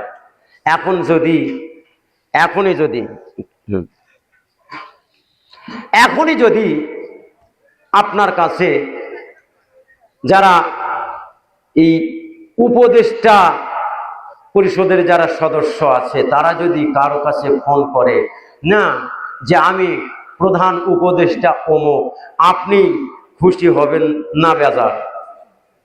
বলতেই থাকবেন যে আরে প্রধান উপদেষ্টা ডক্টর ইউনূস সাহেব আমার কাছে ফোন করেছেন। হ্যাঁ, তাই আমার সঙ্গে কি ফ্রেন্ড আছে, মোবাইলে ফ্রেন্ড আছে, হ্যাঁ, অনেক কথা হয়, খুব খুশি। আজরাইল ইদ্রিস নবীর সঙ্গে বন্ধুত্বালি করবেন। আল্লাহ করছেন যে তুমি চাইলেই কি তোমার সঙ্গে বন্ধুত্বালি হবে? বলে, আল্লাহ আপনি একটু তার মনকে একটু নরম করে দেন, আমি যাই দেখি। তার কারণ তিনি তামাম দিন রোজা রাখে, তামাম রাত্রি কি করে? ইবাদত করে। আল্লাহ রাজি খুশি হয়েছেন, এত রাজি খুশি হয়েছেন, ফেরেশতাদেরকে বলেন, ও ফেরেশতা যাও যাও, আমার ইদ্রিস নবী আমার ভয়ে তাই রোজা রাখে। আমি চাই না দুনিয়ার কোন সাধারণ খানা দ্বারা তিনি ইফতার করবে। আমি আল্লাহ পাক তার উপরে এত খুশি হয়েছি, ও ফেরেশতা, আমার অর্ডার দেওয়া থাকলো প্রত্যেক দিন ইফতারের পূর্ব মুহূর্তে আমার ইদ্রিস নবীর কাছে জান্নাতি খানা নিয়ে যা, তার ইফতারি পৌঁছে দিয়ে আসবে। বলে সুবহানাল্লাহ। আজরাইল আলাইহিস সালাতু ওয়াস সালাম আসছেন, দরজায় লক করেছেন, ভিতর থেকে আওয়াজ আসে, কে? বলে, আমি আজরাইল। বলে, ওয়েলকাম ওয়েলকাম, স্বাগতম স্বাগতম। ও আজরাইল, আমার বুঝি হায়াত শেষ হয়ে গিয়েছে, তুমি এসেছো, আসো আসো। নিয়ে এসেছে। আরে আজরাইলের কথা শুনে তো ভিতরে ভয় হওয়ার কথা, পুলিশের কথা শুনলে ভিতরে কাঁপে, আর আজরাইলের কথা শুনলে তো কাপড় ভিজার কথা। কি ভাই? হ্যাঁ, কাপড় ভিজার কথা। তিনি নবী মানুষ, তো ভয় নাই, কোনো ভয় নাই। বলে, ওয়েলকাম, স্বাগতম, আসো। এসেছে, বললেন যে নাও, আমাকে বুঝি ইন্তেকাল করার জন্য এসেছো? বলে, না নবী না। বলে, কি? বলে, আমি আল্লাহর হুকুম নিয়ে আপনার সঙ্গে আমি একটু বন্ধুত্বালি করব। বলে, কি বন্ধুত্বালি করবে? বলে, হ্যাঁ। তো তুমি বন্ধুত্বালি বানাইতে চাইলে আমি কি বন্ধু হয়ে যেতে পারবো? না, কখনোই নয়। তুমি ফেরেশতা, আমি নবী। তুমি ফেরেশতা, আমি নবী, আমি পারবো না। বলে, নবী গো, দেখো অনেক আশা নিয়ে এসেছি, অনেক আশা নিয়ে এসেছি, একটু বন্ধু বানাও না। বলে, না, হবে না, আমি বন্ধু হতে চাই না। তুমি আজরাইল মানুষ, তোমার আজরাইল ফেরেশতা, তোমার তো কাজ তুমি করো, আমার কাজ আমি করি, তুমি যাও তো বাবু, তুমি চলে যাও। বলে, না, আমি যাব না। নাসার পিণ্ডা, নাসার পিণ্ডা যাবে না, হ্যাঁ নাসার পিণ্ডা। তখন বলে ইদ্রিস নবী বলেন যে হ্যাঁ আমার তিনটা শর্ত, এই তিনটা শর্তে যদি তুমি রাজি হও তাহলে আমি তোমার বন্ধু হব। কয়টা শর্ত? তিনটা শর্ত। তিনটা শর্ত দিলেন। এক নম্বর শর্ত দিলেন, ও আজরাইল তোমার কাজ তো হচ্ছে মানুষের জান কবজ করা। বলে হ্যাঁ আমি সমস্ত প্রাণীর জান কবজ করি। বলে তাই তো তাহলে আমার এক নম্বর শর্ত হচ্ছে তুমি আমাকে কিভাবে মানুষের জীবন কবজ করো এইটা আমাকে আমার জীবনটা একটু বের করতে হবে। পারবা? বলছে আমার কাজ তো সেটা, আমার কাজই তো হলো সেটা, মানুষ মারা। হ্যাঁ হুকুম হওয়া মাত্র আর দেরি নাই, আমি তো আজরাইল, আমি তো আজরাইল। বলে তারপরে কি করতে হবে? বলে আমার জান ভিতর থেকে বের করতে হবে, আবার ভিতরে ঢুকায় দিতে হবে, আমাকে আবার জীবিত করতে হবে। এই যে জান কবজ করবেন এইটা আবার ভিতরে রূহ দিতে হবে। এক নম্বর শর্ত। রাজি আছো? বলে আমি তো মারার ক্ষমতা আছে কিন্তু জেতা করার ক্ষমতা তো নাই। মারার ক্ষমতা আছে, জেতা করার ক্ষমতা নাই। এইটা আবার কেমন কথা হলো? এই আল্লাহ পাক যাকে ইচ্ছা মারতে পারে, যাকে ইচ্ছা জীবিত করতে পারে, এইটা আল্লাহ পাকের হাতে। কিন্তু আমি তো শুধু মারতেই পারবো, জান কবজ করতে পারবো, কিন্তু আমি তো ভাই জীবন দিতে পারবো না। বলেন তাহলে তোমার বন্ধু হওয়া আশা পূরণ হবে না। তাই নাকি? আমার আশাটা বিফলে যাবে? কয় হ্যাঁ। বুদ্ধামতো আমি না আল্লাহর কাছ থেকে শুনি।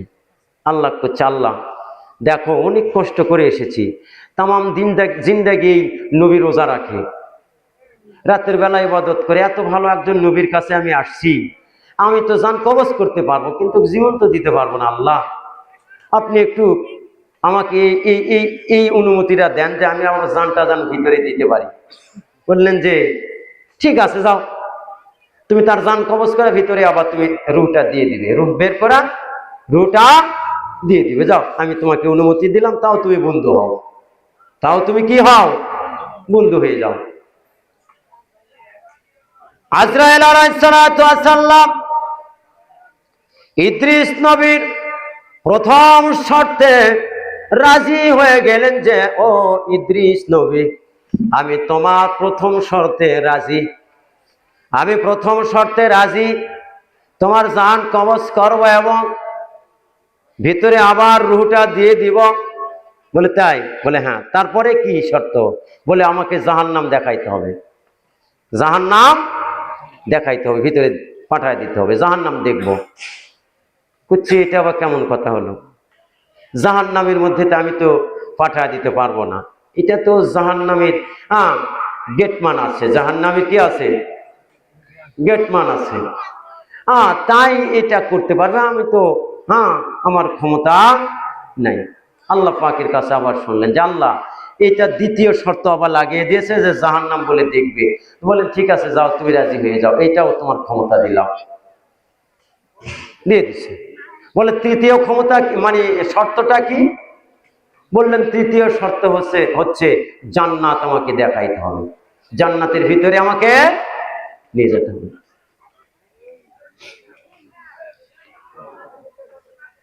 হযরতে আজরাইল আলাইহিস সালাতু ওয়াস সালাম তিনটা শর্তে রাজি হয়ে গেলেন। রাজি হওয়ার পরে ইদ্রিস নবীকে বললেন, ও ইদ্রিস নবী আমি তিনটা শর্তে রাজি, এবার কাজ শুরু। এবার কি কাজ শুরু? কাজ শুরু করবেন। এবার বলেন আপনি শোন, আপনি শোন, আপনার রুহটা বের করব। বলে তাই? বলে হ্যাঁ। রুহ বের করার জন্য রেডি।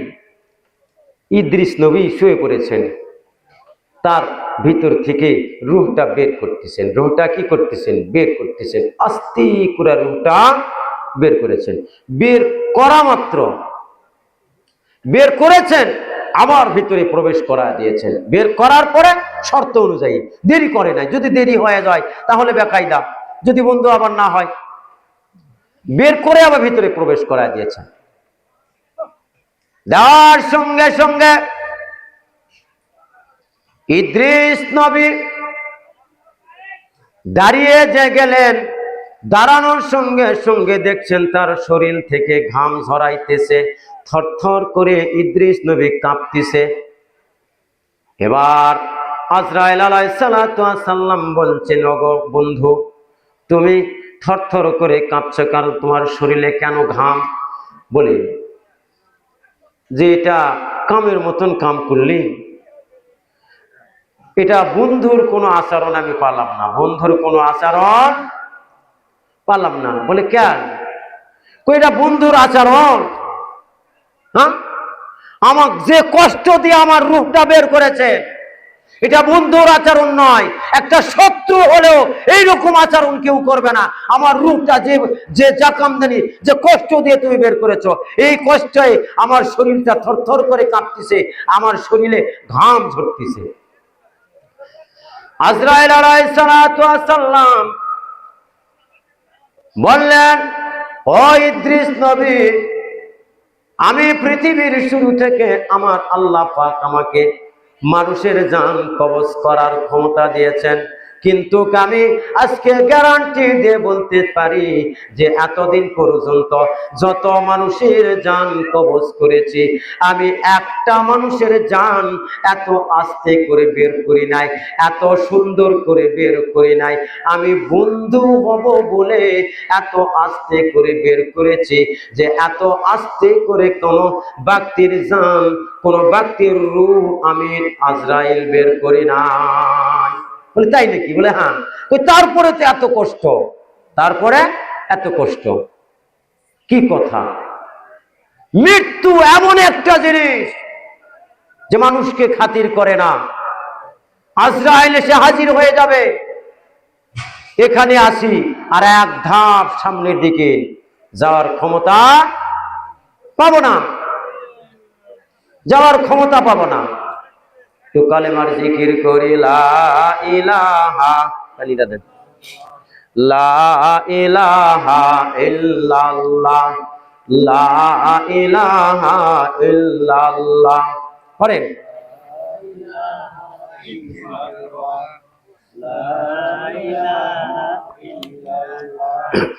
লা ইলাহা, লা ইলাহা, লা ইলাহা। ইদ্রিস নবী আজরাইলকে এবার বলছেন, ও আজরাইল, দ্বিতীয় শর্ত কি তুমি কি জানো? বললেন যে হ্যাঁ, দ্বিতীয় শর্ত হচ্ছে আমাকে জাহান্নাম দেখাইতে হবে। বলে চলেন। জাহান্নাম দেখানোর জন্য নিয়ে গিয়েছেন, জাহান্নামের মধ্যে ছেড়ে দিয়েছেন। জাহান্নাম ঘুরে দেখলেন, জাহান্নাম ঘুরে দেখলেন, ওই জাহান্নামের মধ্যে অনেক শ্রেণীর মানুষকে দেখলেন, ওই জাহান্নামের মধ্যে অনেক গর্ত দেখলেন, ওই জাহান্নামের মধ্যে অনেক ব্যক্তিকে দেখলেন, ওই জাহান্নামের মধ্যে অনেক মহিলাকে দেখলেন, অনেক মহিলাকে দেখলেন, অনেক মহিলাকে দেখলেন, যে অনেক জাহান্নামের মধ্যে সবচাইতে মহিলা মানুষ বেশি থেকে বেশি আছে, সবচাইতে বেশি মহিলা। এটার কারণ কি জানা দিব পরে। এবার জাহান্নাম থেকে ইদ্রিস নবী বের হয়েছেন। বের হওয়ার পরে এবার বলছেন, আমাকে এবার জান্নাতে নিয়ে যান। জান্নাতে এবার নিয়ে গেলেন, জান্নাতের মধ্যে গিয়েছেন। জান্নাতের মধ্যে যখন গিয়েছেন, জান্নাতের মধ্যে যখন ছেড়ে দিয়েছেন, জান্নাতের মধ্যে ঘোরাফেরা করে, চলাফেরা করে, এদিক সেদিক যায়। ইদ্রিস নবী আর জান্নাতের বাহিরে আসে না। আজরাইল দরজার থেকে ডাকে, দরজার থেকে ডাকে, ইদ্রিস নবী আসেন, আসেন, আপনি আসেন। ইদ্রিস নবী আর আসে না, আর আসে না। অনেকবার ডাকে, আসে না। তো একবার আগে আসছে, আসার পরে বলছেন কি আপনি বারবার ডাকেন, এর কারণটা কি? বলেন যে কারণটা কি মানে এইটা আপনি বুঝতেছেন না? বলেন যে না। বলে কারণ আমি তো বন্ধু হওয়ার জন্য আপনার কাছে এতগুলো জায়গা দেখালাম, জান্নাতের মধ্যে আসছেন। এখন ইদ্রিস নবী ভিতর থেকে বলছেন আচ্ছা আপনি কাজ কি আপনি বলুন তো? বলে আমার জান কবজ করা হচ্ছে। পৃথিবীতে মানুষের জান এ যাবৎ পর্যন্ত শুরু থেকে শেষ পর্যন্ত একজন মানুষের রূহটা কয়বার কবজ করেছ? বলছেন যে একবারের বেশি তো কারি রূহ কবজ করা লাগে না, একবারই যথেষ্ট। একবারই তো বের হলে তোর তোর হায়াত শেষ, আর দ্বিতীয়বার কোনো সুযোগ নাই। তো আমি তো নবী, আমি তো মানুষ না ফেরেশতা? বলে মানুষ। বলে আমার রূহটা আপনি বের করেছিলেন? বলেন যে হ্যাঁ। আমি কয়েক সেকেন্ডের জন্য লাশ হয়েছিলাম? বলেন যে হ্যাঁ, কয়েক সেকেন্ড তো লাশ ছিলেন, মৃত ছিলেন, কয়েক সেকেন্ড তো মৃত ছিলেন। বলেন যে তারপরে আপনার ভিতরে আবার রূহটা দিয়েছি, তাহলে আমার তো মৃত্যু হয়েছে। আপনি বলুন তো একজন মানুষের মৃত্যুটা কয়বার হয়? করছে একবার। আমার মৃত্যুটা হয়েছে কি না? করছে তা তো হয়েছে, তা তো হয়েছে। করছে আবার কি চান তাহলে? করছে আবার তাহলে কি চান? আমার তো মৃত্যু হয়েছে, মৃত্যু হয়ে গেছে। করছে আমি তো মানুষ, মৃত্যুর পরে মানুষ হিসাবে আমার তো কিছু গুনাহ থাকতে পারে, গুনাহ থাকতে পারে। আমাকে জাহান্নামের মধ্যে দিছিলেন? বলেন যে হ্যাঁ, জাহান্নামের মধ্যে তো দিছিলাম। করছে যদি কিছু টুটা ফাটা গুনাহ থাকে তাহলে তো আমি জাহান্নামের মধ্যে গেছিলাম। যেমন আমি বলেছিলাম রমজানের মধ্যে 4টা কাজ বেশি বেশি করবেন। কয়টা কাজ? 4টা। 1 নম্বরে কালেমা বেশি বেশি করবেন, 2 নম্বরে ইস্তেগফার বেশি বেশি করবেন, 3 নম্বরে জাহান্নাম থেকে পানা চাবেন, 4 নম্বরে জান্নাতের জন্য দোয়া করবেন। 4 নম্বরে কিসের জন্য দোয়া করবেন? জান্নাতের জন্য। রমজান মাসের এই 4টা আমল বেশি বেশি করবেন। ভাইরা আমার, ইদ্রিস নবী তখন বলছেন আমি আর যদি কিছু গুনাহ থাকে, আমি তো জাহান্নামের মধ্যে গিয়েছিলাম, জাহান্নাম খেটে এসেছি। জান্নাতের মধ্যে যখন জাহান্নাম গুনাহ মুক্ত হয়ে যাবে তখন ওই ব্যক্তির জন্য তো জান্নাত, ওই ব্যক্তির জন্য জান্নাত। আল্লাহ পাক ওই ব্যক্তির জন্য জান্নাত রেখে দিয়েছেন। ইন্নাল্লাযীনা আমানু ওয়া আমিলুস সালিহাতি কানাত লাহুম জান্নাতুল ফিরদাউসি নুজুলা। আল্লাহ পাক আমলের বদৌলতে, নেক আমলের বদৌলতে জান্নাত দান করবেন, জান্নাত দান করবেন। খালিদিনা ফিহা লা ইয়াবগুনা আনহা হিওয়ালা। জান্নাতের মধ্যে যারা একবার যাবে জান্নাত থেকে আর কোনোদিন বের হইতে চাবে না। আর যদি তারা বের হইতে চাইলেও তারা বের হইতে পারবে না। আমাকে তো আল্লাহর বিধান অনুযায়ী জান্নাতের মধ্যে আমি চলে এসেছি, আবার তুমি ডাকো কেন? তুমি ডাকো কেন? যাও। তুমি কি জন্য ডাকো? তুমি যাও। বলে আসো। বলে না, আমি আর যাইতে রাজি নাই। আজরাইল তখন আল্লাহ পাকের দিকে ডেকে বলছেন, ইয়া রব্বে কারীম, ইদ্রিস নবী তো আর জান্নাত থেকে বের হয় না, এখন আমি করব কি? বলে এখন কি করবে? এখন তুমি দেখো, এখন তুমি দেখো, এখন তুমি ঠেলা সামলাও। এখন কি ঠেলা সামলাও? এখন ঠেলা সামলাও। আজরাইল বারবার ডাকে, আর বের হয় না।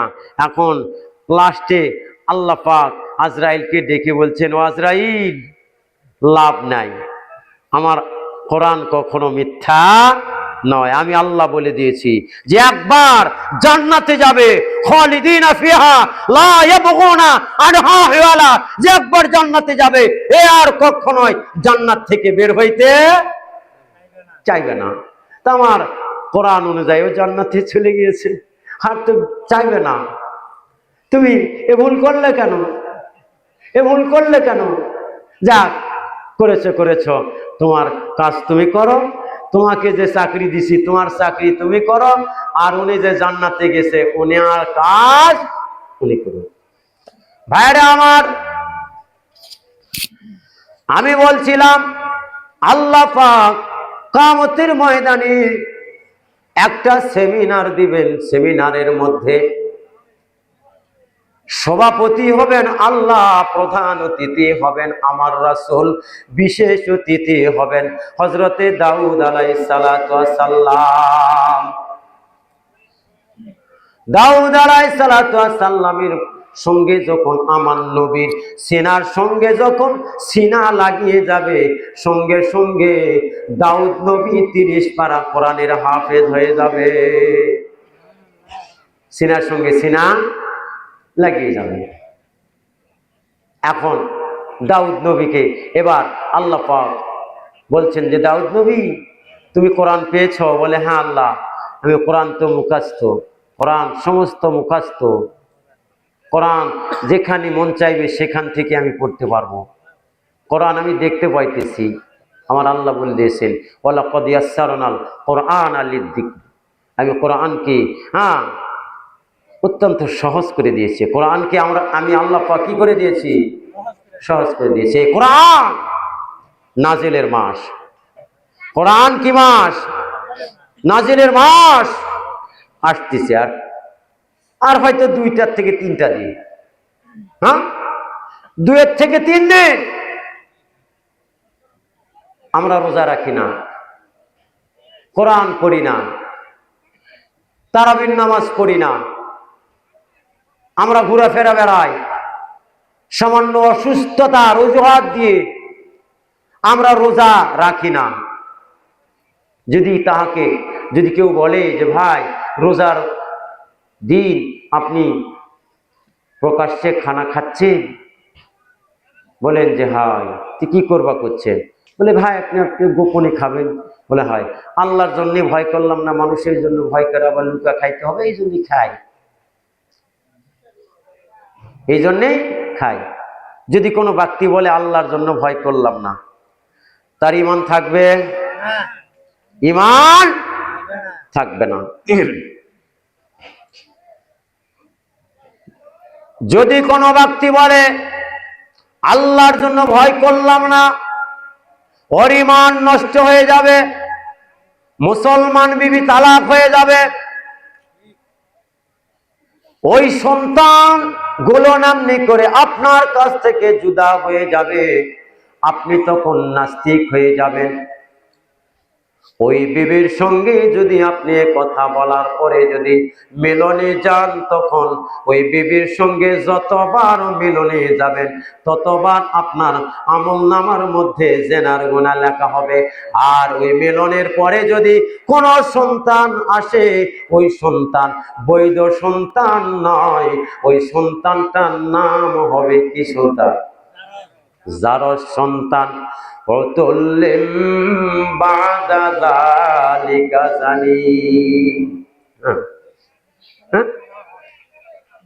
জারজ সন্তান হবে।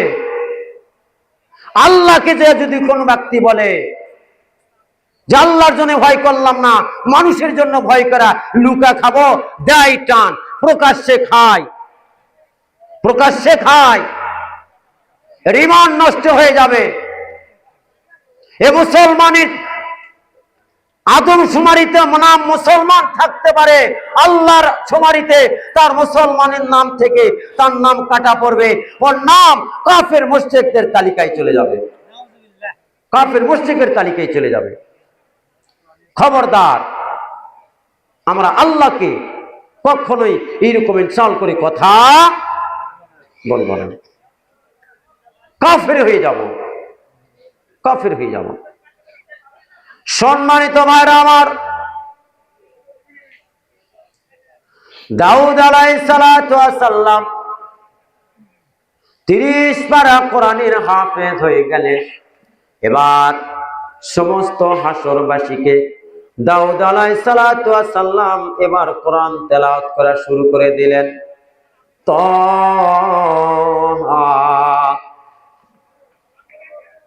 সূরা তহা শুরু করে দিলেন তেলাওয়াত। সূরা তহা 16 পারা, 16 পারা। সূরা মারিয়ামের পরে সূরা তহা। এই সূরা মারিয়ামের পরে তহা, তহার আগে মারিয়াম, মারিয়ামের আগে কাহাব, কাহাবের আগে বনী ইসরাইল। এই সূরা তহা তেলাওয়াত করা শুরু করে দিলেন। সমস্ত জান্নাতবাসীরা দাউদ নবীর তেলাওয়াত শুনতেছেন, সমস্ত হাসর জান্নাতবাসীরা।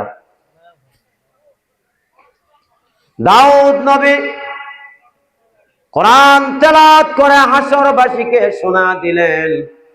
আমার আল্লাহ পাক ডেকে বললেন, ও দাউদ নবী, তোমার তেলাওয়াত এবার বন্ধ করে দাও। বিশেষ অতিথি কতক্ষণ? হ্যাঁ, প্রধান অতিথি তো আছে। হ্যাঁ, প্রধান অতিথি আছে, প্রধান অতিথি আছেন। আমার আল্লাহ পাক প্রধান অতিথিকে এবার বললেন, ও আখিরে জামানার পয়গম্বর, আপনার জন্য আজকে এই মাহফিল, আপনার জন্য এত সুন্দর করে সাজিয়েছি, আপনার জন্য সমস্ত জান্নাতবাসীকে একত্র করেছি। আপনার কণ্ঠে তেলাওয়াত শুনবে, আপনার কণ্ঠে তেলাওয়াত শুনবে। ওয়ারাত্তিলিল কুরআনা তারতিলা। হে রাসূল, আপনি তার তিলের সহিত একটু কোরআন তেলাওয়াত করে শোনায়া দেন। আমার রাসূল এবার তেলাওয়াত করে শুরু করে দিবেন, তেলাওয়াত করে শুরু করে দিবেন। আমার রাসূল শুরু করে দিলেন, ইয়াসিন ওয়াল কুরআনিল হাকীম ইন্নাকা লামিনাল মুরসালিন আলা সিরাতিম মুস্তাকিম তানজিলাল আজিজির রহিম। আমার নবী দাউদ নবীকে কণ্ঠ যেটা দিয়েছেন, তার চাইতে কোটি কোটি কণ্ঠ দিয়ে আমার আল্লাহ পাক আমার নবীকে নবী বানিয়ে দিয়েছেন। বলে সুবহানাল্লাহ। এত সুন্দর কণ্ঠ দিয়ে আমার আল্লাহ পাক আমার নবীকে পাঠিয়ে দিয়েছেন। এবার আমার রাসূল আমনি করে জান্নাতের মধ্যে ওই সেমিনারের মধ্যে সূরা ইয়াসিন তেলাওয়াত করা শুরু করে দিলেন। ইয়াসিন তেলাওয়াত করা শুরু করে দিলেন। 1 বছর নয়, 2 বছর নয়, 70,000 বছর ওই জান্নাতবাসীরা আমার নবীর কণ্ঠে তেলাওয়াত শুনতেছিলেন। বলে সুবহানাল্লাহ। 70,000 বছর তারা তেলাওয়াত শুনতেছিলেন। হ্যাঁ, ওয়াইদা কুরিয়াল কুরআনু ফাসতামিউ লাহু ওয়া আনসিতু। সমস্ত হাসরবাসীরা কোরআন তেলাওয়াত করা, যেমন আপনারা শুনছেন, আলোচনা শুনতেছেন। কি ভাই, এই আলোচনা থেকে আমাদেরকে এটাই বুঝতে হবে, সবক নিয়ে যেতে হবে। আমাদের সামনে রমজান, আমাদের সামনে রমজান। রমজানের রোজার জন্য পাক্কা নিয়ত করতে হবে, তারাবির নামাজের জন্য পাক্কা নিয়ত করতে হবে। 20 রাকাত তারাবি, 8 রাকাত পাটি আছে, 12 রাকাত পাটি আছে। হ্যাঁ হ্যাঁ, পুকুর নষ্ট করে কি ভাই? পানা। পুকুর নষ্ট করে কিসে? পানা। প্রবাদ বাক্য আছে, তাই না? যে পুকুরে পানা হয়, মাছ তো চাষ করেন, পানা থাকলে কি মাছ হবে? পুকুর নষ্ট করে পানা, গাঁও নষ্ট করে কানা, গাঁও নষ্ট করে কি কানা, আর তারাবির নামাজ নষ্ট করে এই 8 রাকাত পাটি। এই 8 রাকাত পাটি তারাবির নামাজ নষ্ট করে। এই 8 রাকাতের দলিল আর কোন তেজি পালো আল্লাহ ভালো জানে। তার কারণ 8 রাকাতের কোনো দলিল নাই। 8 রাকাত পড়বেন, আপনি জামাতে আসা দরকার নাই, আপনি বারান্দাত পড়েন। 8 রাকাত পড়বেন না কি করবেন আপনি যান, জামাতে যদি যান আপনি বারান্দাত পড়েন। জামাতের মধ্যে থাকা বিভ্রান্তি করে ওই সামনে কাতার গেছে, মাঝখানে গেছে, 8 রাকাত করে এখন যাচ্ছে, ওই জামাত গোটা নষ্ট করলো। ওর দেখা দেখি আরেকজন করছে হামু যায়, ওর দেখা দেখে আরেকজন করছে আমু যাই, বুঝতে পারছি? এই গোটা জামাত নষ্ট করলো, এই গোটা জামাত নষ্ট করলো। 8 রাকাত কোন দলিল নাই। হযরতে ওমর রাদিয়াল্লাহু তাআলা আনহু 20 রাকাতের দলিল দিয়েছেন। 20 রাকাত তারাবি পড়লে আপনি পড়বেন, না পড়লে জামাত নষ্ট করার জন্য ওই 8 রাকাতের জন্য আপনার মসজিদে যা ওই মধ্য কাতারের দ্বারা আছেন, কেউ সামনে কাতার 8 রাকাত করে খালি আপনি বের হওয়া করা হতে বসেন তো, হাত লাগিয়েছিল এখন বা হ্যাঁ দরুদ পড়ি আল্লাহুম্মা সাল্লি আলা সাইয়্যিদিনা মাওলানা মুহাম্মদ ওয়া আলা আলি সাইয়্যিদিনা শাফিআনা আল্লাহুম্মা। সবাই মাহফিলের ভিতরে আসেন, সবাই কিন্তু শেষের দিকে আসছেন। তবারক নিতে চাইলে মাহফিলের ভিতরে আসেন, বাইরে থাকলে কিন্তু বেকায়দা।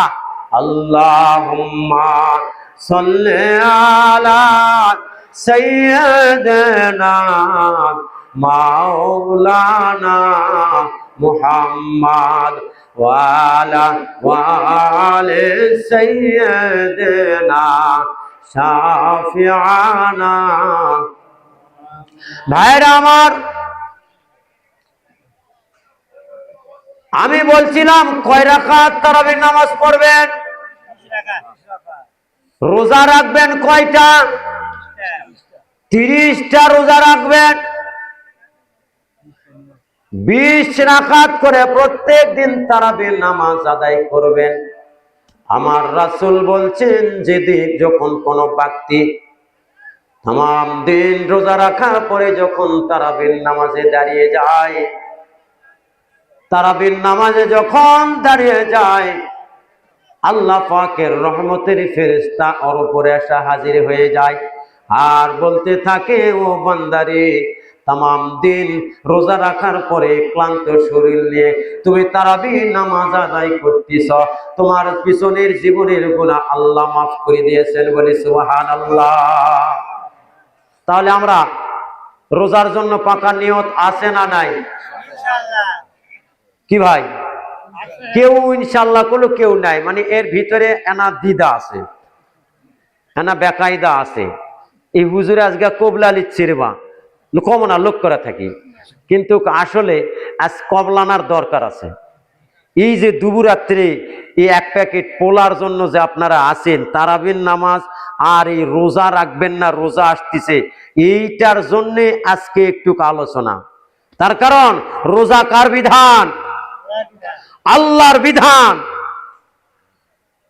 কুতিবা আলাইকুমুস সিয়াম কামা কুতিবা আলাল্লাযিনা মিন ক্বাবলিকুম লাআল্লাকুম তাত্তাকুন।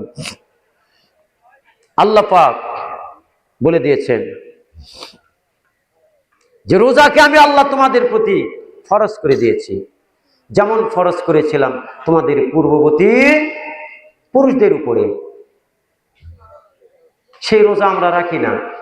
কি ভাই, আপনারা রোজা রাখবেন সবাই? ইনশাআল্লাহ। ইনশাআল্লাহ। আমি তো পাক্কা নিয়ত করেছি যে রোজা রাখবো। জান যদি যায় চলে যাক, রোজা রাখার পরে যদি মৃত্যু হয়ে যায় হয়ে যাক, রোজা রাখার পরে যদি মৃত্যু হয়, শাহাদাতে মৃত্যু হবে, ইনশাআল্লাহ আমি রোজা রাখবো, পাক্কা নিয়ত করেছি। আপনারা রাখবেন কিনা নিয়তে টাল্টি বাল্টি আছে না পাক্কা নিয়ত আছে? ইনশাআল্লাহ কে কে রোজা রাখবেন পাক্কা নিয়ত একটু হাত তুলে দেখান যে আমরা 30টা রোজা আমরা আদায় করবো। আলহামদুলিল্লাহ। আল্লাহ হাত নামান না, আল্লাহ পাকের কায় আল্লাহ আপনার দরবারে হাত তুলে ওয়াদা করছি রমজানের সমস্ত রোজা আমরা রাখবো, তারাবির নামাজ 20 রাকাত আদায় করব। আয় আল্লাহ আমাদের শরীরে সুস্থতা দান করেন, আয় আল্লাহ আমাদের শরীরে সুস্থতা দান করেন, আয় আল্লাহ আমাদের জীবনের গুনাহ মাফ করেন। হাত নামা। ভাইরা আমার, আল্লাহ পাকের হাবিব, আল্লাহ পাকের হাবিবের দরবারে কোন ব্যক্তি আসে বসে থাকা আলোচনা শোনাইতেছিলেন, আলোচনা শোনাইতেছিলেন আল্লাহর রাসূলের কাছে। আল্লাহর রাসূলের কাছে শোনাইতেছিলেন যে ইয়া রাসূলুল্লাহ, ইয়া হাবিবাল্লাহ, ইয়া রাসূলুল্লাহ, ইয়া হাবিবাল্লাহ, আমার নিজের জন্মদাতা সন্তানকে আমি নিজ হাতে মেরেছি। বললেন যে তুমি কিভাবে মারলে? বললেন ইয়া রাসূলুল্লাহ, হাবিবাল্লাহ, আমার সন্তানকে যখন কূপের মধ্যে ফেলে দিয়েছিলাম, কূপের ভিতর থেকে আমার কন্যা সন্তান আমাকে বারবার আব্বা আব্বা বলে ডাকতেছিলেন যে বাবা আমাকে বাঁচান, আমাকে বাঁচান, আমাকে বাঁচান, আমাকে বাঁচান, বারবার চিৎকার করতেছিলেন। ইয়া রাসূলুল্লাহ, হাবিবাল্লাহ, আমার অন্তরের মধ্যে কিছু দয়া নাই। তখন দেখলাম আমার সাইডে বড় একটা পাথর আছে, ওই পাথরটা এমনি করে নিলাম, কূপের উপরে ধরলাম, ধরার পরে আমার কন্যা সন্তানের দিকে তাকালাম, কন্যা সন্তানের দিকে তাকানোর পরে ওই পাথরটা কন্যা সন্তানকে লক্ষ্য করে আমি ছেড়ে দিলাম। তার সঙ্গে সঙ্গে আমার কলিজার টুকরা সন্তান তার মাথার উপরে যখন পাথরটা পড়ে গেলেন, শেষবারের মতন আব্বা বলে চিৎকার দিয়েছিলেন। ওই আব্বা বলার পরে আর বাবা ডাক আমার ওই কন্যা সন্তানের কাছ থেকে আসে নাই। আমি তখন নিশ্চিত হয়ে গেলাম আমার সন্তান মারা গিয়েছে। ইয়া রাসূলুল্লাহ, ইয়া হাবিবাল্লাহ, এখন আমার অবস্থা কি হবে আপনি বলুন? আমার ওই সন্তানের ডাক যেন আমার কানের মধ্যে আজব ভাষা আসতেছে, কোথা থেকে যেন আমাকে আব্বা বলে ডাকতেছে, আর আমি শান্তি পাই না। ইয়া রাসূলুল্লাহ, আমি আর শান্তি পাই না, সবসময় আমার ভিতরে অশান্তি বিরাজ করে, সবসময় আমার ভিতরে কাঁদে, সবসময় কাঁদে যে আমার সন্তান যেন কখন কোথা থেকে ডাকতেছে, বাবা বাবা করে ডাকতেছে। ইয়া রাসূলুল্লাহ, ইয়া হাবিবাল্লাহ, ইয়া রাসূলুল্লাহ, ইয়া হাবিবাল্লাহ, আমি যদি ইসলাম গ্রহণ করি আমার তারপরেও মনে হয় আমার জীবনের গুনাহ মাফ হবে না। 100 খুনের আসামি আমি, 100 খুনের আসামি আমি, নিজের জন্মদাতা কন্যা সন্তানকে দিয়ে আমি হত্যা করেছি, 100 খুন করেছি। ইয়া রাসূলুল্লাহ, হাবিবাল্লাহ, আমি যদি ইসলাম গ্রহণ করি তাহলে আমার গুনাহ মাফ হবে কিনা? আমার আল্লাহ পাক বললেন, আমার আল্লাহ পাক বললেন, হে রাসূল আপনি তাকে বলে দেন যে বলয়া ইবাদি আল্লাযীনা আসরাফু আলা আনফুসিহিম লা তাকনাতু মির রাহমাতিল্লাহ ইন্নাল্লাহা ইয়াগফিরু যুনুবা জামিআন ইন্নাহু হুয়াল গফুরুর রহিম। আল্লাহু আকবার। আমার আল্লাহ পাক বলে দিলেন যে হে রাসূল আপনি বলে দিন ও যদি ইসলাম গ্রহণ করে কালেমা যদি পড়ে আমি আল্লাহ পাক কালেমার বদৌলতে তার পিছনের জীবনের সমস্ত গুনাহগুলো মাফ করে দিব। ওর মতন ওই রকম অপরাধ আমরা কি করেছি? অত গুনাহ আছে? অত গুনাহ নাই। তাই সম্মানিত উপস্থিতি আজকে গুনাহ মাফের সময়, গুনাহ মাফের সময় চলে এসেছে। গুনাহ মাফের মৌসুম, রমজান মাস আসছে। আবারও বলছি হাতে ধরি পায়ে ধরি আমরা যেন কেউ রোজা যেন কাজা না করি, তারাবির নামাজ যেন কাজা না করি। তারাবির নামাজ পড়ব 20 রাকাত, 8 রাকাত পাঠি, জামাত বিভ্রান্তি করবেন না। বিসমিল্লাহির রহমানির রহিম। বুদ্ধই মাজার পুরুষ উপলক্ষে আজকের এই মাহফিল আমরা কাবির পীর মাজার শরীফের উদ্যোগে প্রতি বছরের দিন ওয়াজ মাহফিল প্রতিদিনই আমরা ওয়াজ শুনতেছি। এবছর কিন্তু ওয়াজ বোধহয় 20 বছরের মধ্যে হয়নি।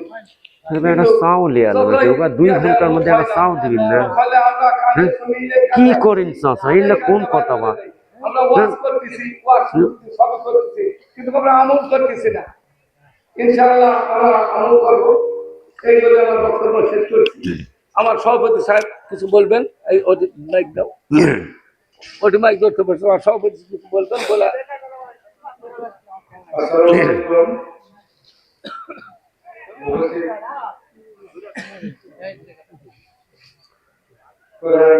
বক্তা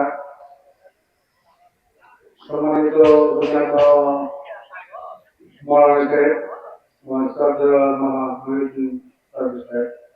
এবং উপস্থিত মুসলিমগণ, আমাদের কালিকি মাদ্রাসা সাহেবের উপলক্ষে আপনাদের এখানে এবং আয়োজন করা হয়েছে।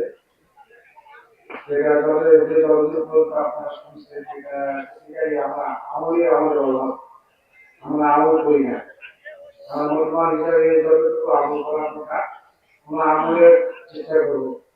আমাদের মৃত্যু আছে, ইহকাল আছে, পরকাল আছে, দুই দিয়ে আমাদের হচ্ছে চলতে হবে সেভাবে। যাই হোক, যতটুকু ভর্তি আমাদের হয়েছে আয়োজনের মাধ্যমে যতটুকু ভর্তি হয়েছে সবাই আমরা মনোযোগ দেবেন এবং যেটুকু সবাইকে আমরা আয়োজন করতে পেরেছি এটা সবাই সুস্থভাবে নিয়ে যেতে হবে। এই বলে আমার বক্তব্য শেষ করছি। আপনি এখন দোয়া করুন। না দোয়া দোয়া দোয়া করবে। 1 মিনিট আগে বললে এই গাবলাগুলো নিয়ে আসবে, পরে দোয়া করে দোয়া হোক সব হয়। আল্লাহুম্মা সাল্লি আলা মুহাম্মাদিন ওয়া আলা আলি মুহাম্মাদিন কামা সাল্লাইতা আলা ইব্রাহিম ওয়া আলা আলি ইব্রাহিম ইন্নাকা হামিদুম মাজিদ। আল্লাহুম্মা আমিন। রব্বানা যালামনা আনফুসানা ওয়া ইল্লাম তাগফির লানা ওয়া তারহামনা লানাকুনান্না মিনাল খাসিরিন। রব্বানা লা তুযিগ কুলুবানা বা'দা ইয হাদাইতানা ওয়া হাব লানা মিন লাদুনকা রাহমাতান ইন্নাকা আনতাল ওয়াহ্হাব। আয় আল্লাহ, আপনার কতগুলো বান্দাদেরকে নিয়ে মাওলা এই গভীর রাতে মাওলা কাবিল পীর মাজার শরীফের উদ্যোগে আল্লাহ তাফসীরুল কোরআনের আয়োজন করা হয়েছে। আল্লাহ দীর্ঘ 2টা ঘন্টা হলো আলোচনা চলছিল। ও মাবুদ, আলোচনার মধ্যে ভুল ভ্রান্তি হলে ক্ষমা করে দিয়ে যা কিছু সওয়াব দান উম্মতের পাগল পারা নবী মদিনায় শুয়ে আছে মাওলা। আল্লাহ গো, যে নবী উম্মতের জন্য উহুদের ময়দানে রক্ত ঝরিয়েছে মাওলা, ওই নবী মদিনায় শুয়ে থেকে আমাদের জন্য ইয়া হাবলা উম্মতি বলছে। ও মাওলা, মেহেরবানি করে মাওলা নবী পাকের রওজা মুবারকে সবগুলো পৌঁছা দেন। আল্লাহ সাহাবা আজমাইনদের কবরে সবগুলো পৌঁছা দেন। तमाम পৃথিবীর মুমিন মুমিনদের কবরে সবগুলো পৌঁছা দেন। ও মাওলা, বিশেষ করে মাওলা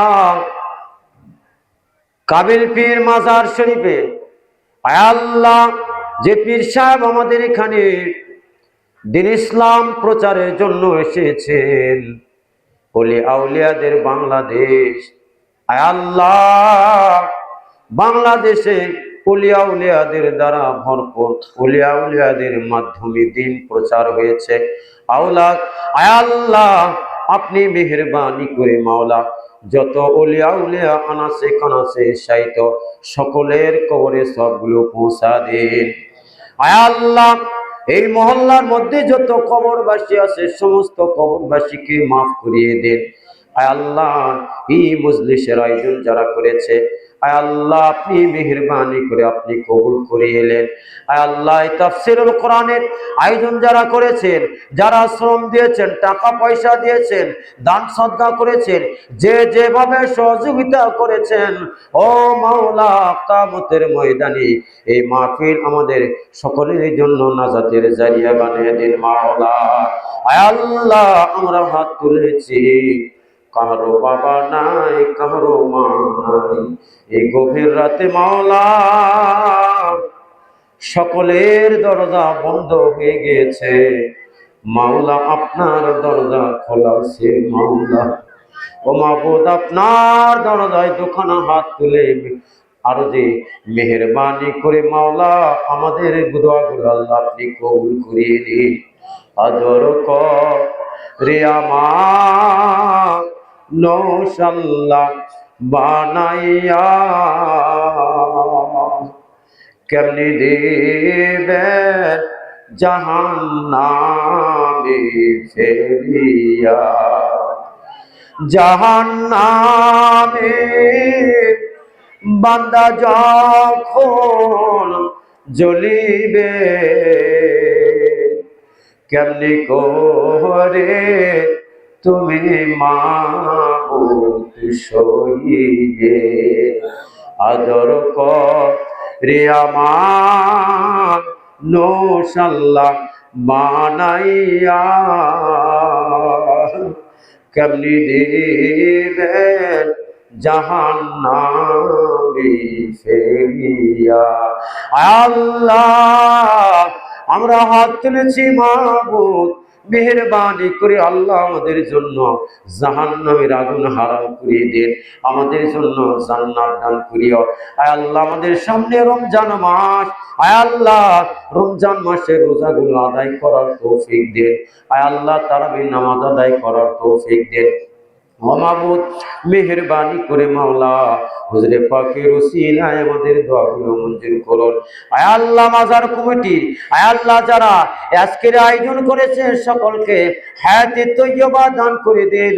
আয় আল্লাহ সকলকে দ্বীনের বুঝ দিয়ে দেন, 5 ওয়াক্ত নামাজিওয়ালা বানায় দেন।